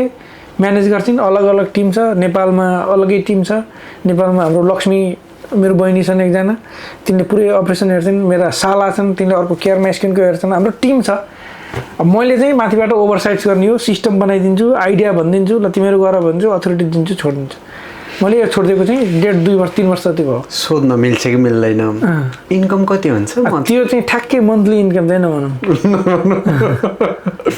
किन यस्तो छ सुन्ने इच्छा छ भन्दाखेरि सृजनजीले कति कमाउनुहुन्छ होला यति लाग्नु भएको छ अब म यस्तो छ मेरो मल्टिपल स्ट्रिम टाइप छ है मल्टिपल स्ट्रिम म एफिलिएट गर्छु कुनै कम्पनीको लागि म कम्पनी भन्दिनँ इन्टरनेसनल कम्पनी हो त्यो कम्पनीको एफिलिएट गरेर एफिलिएट सेल्सबाट केही पैसा आउँछ मलाई थोरै यताउता यसो इन्दा खाता खाना खर्च पुग्छ भन्दै गयो भने थोरै थोरै गरेर आउँथ्यो फेसबुकबाट $50-60 $100 पनि $150 आउला कहिले काहीँ युट्युबबाट नि आउँछ अलिअलि होइन युट्युबबाट $50-$100 $200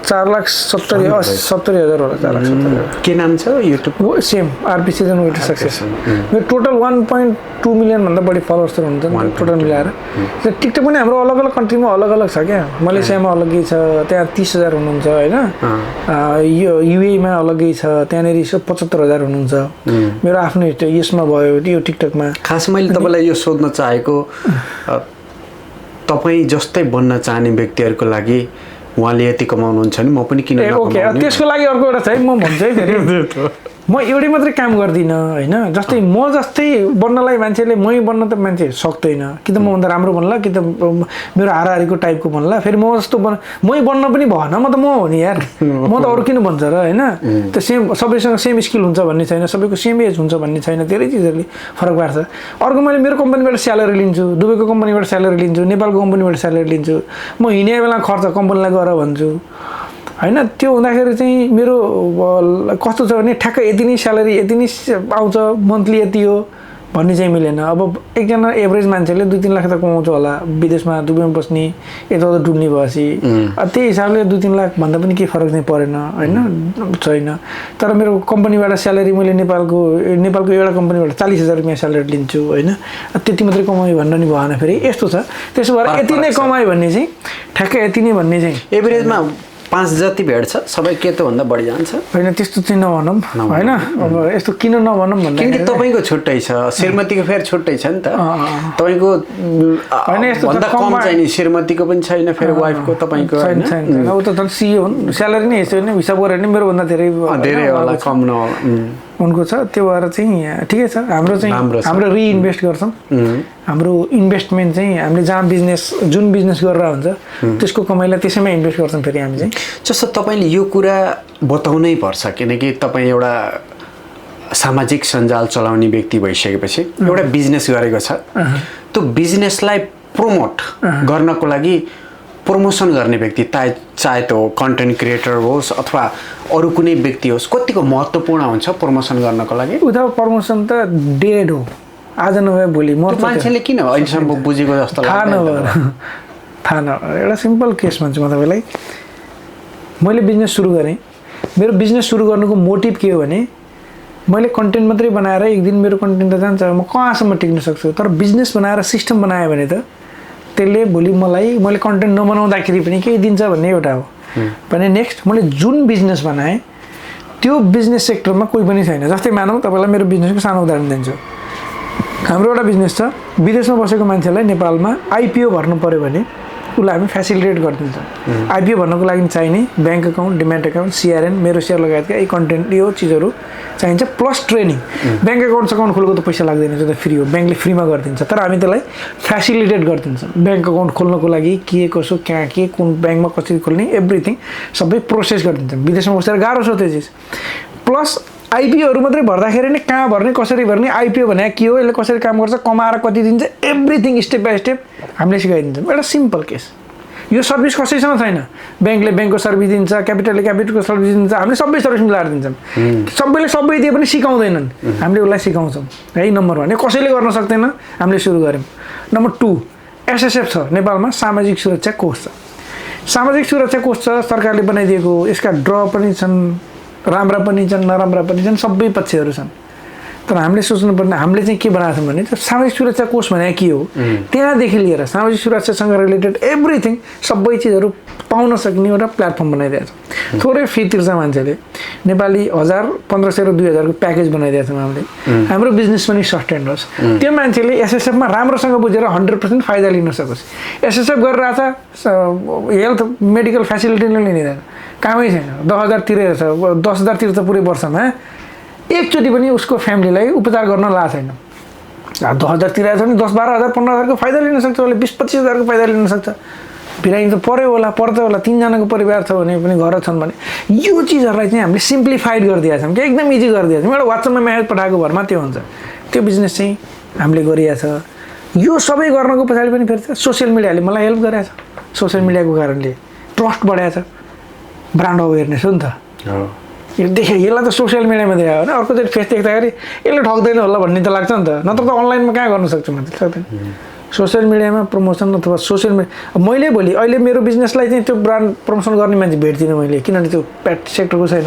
भोलि कस्मेटिक्समा मैले गराउँछु, कस्मेटिक फिल्डमा मैले अरू सोसियल मिडिया इन्फ्लुएन्सर जस्तो राम्रो कोही पनि हुँदैन है। किन भन्नुहुन्छ भने उसलाई चाहिँ मान्छेले पर्सनल्ली चिन्छ क्या, यो मान्छे त मेरै मान्छे हो जस्तो फिल गर्छ क्या।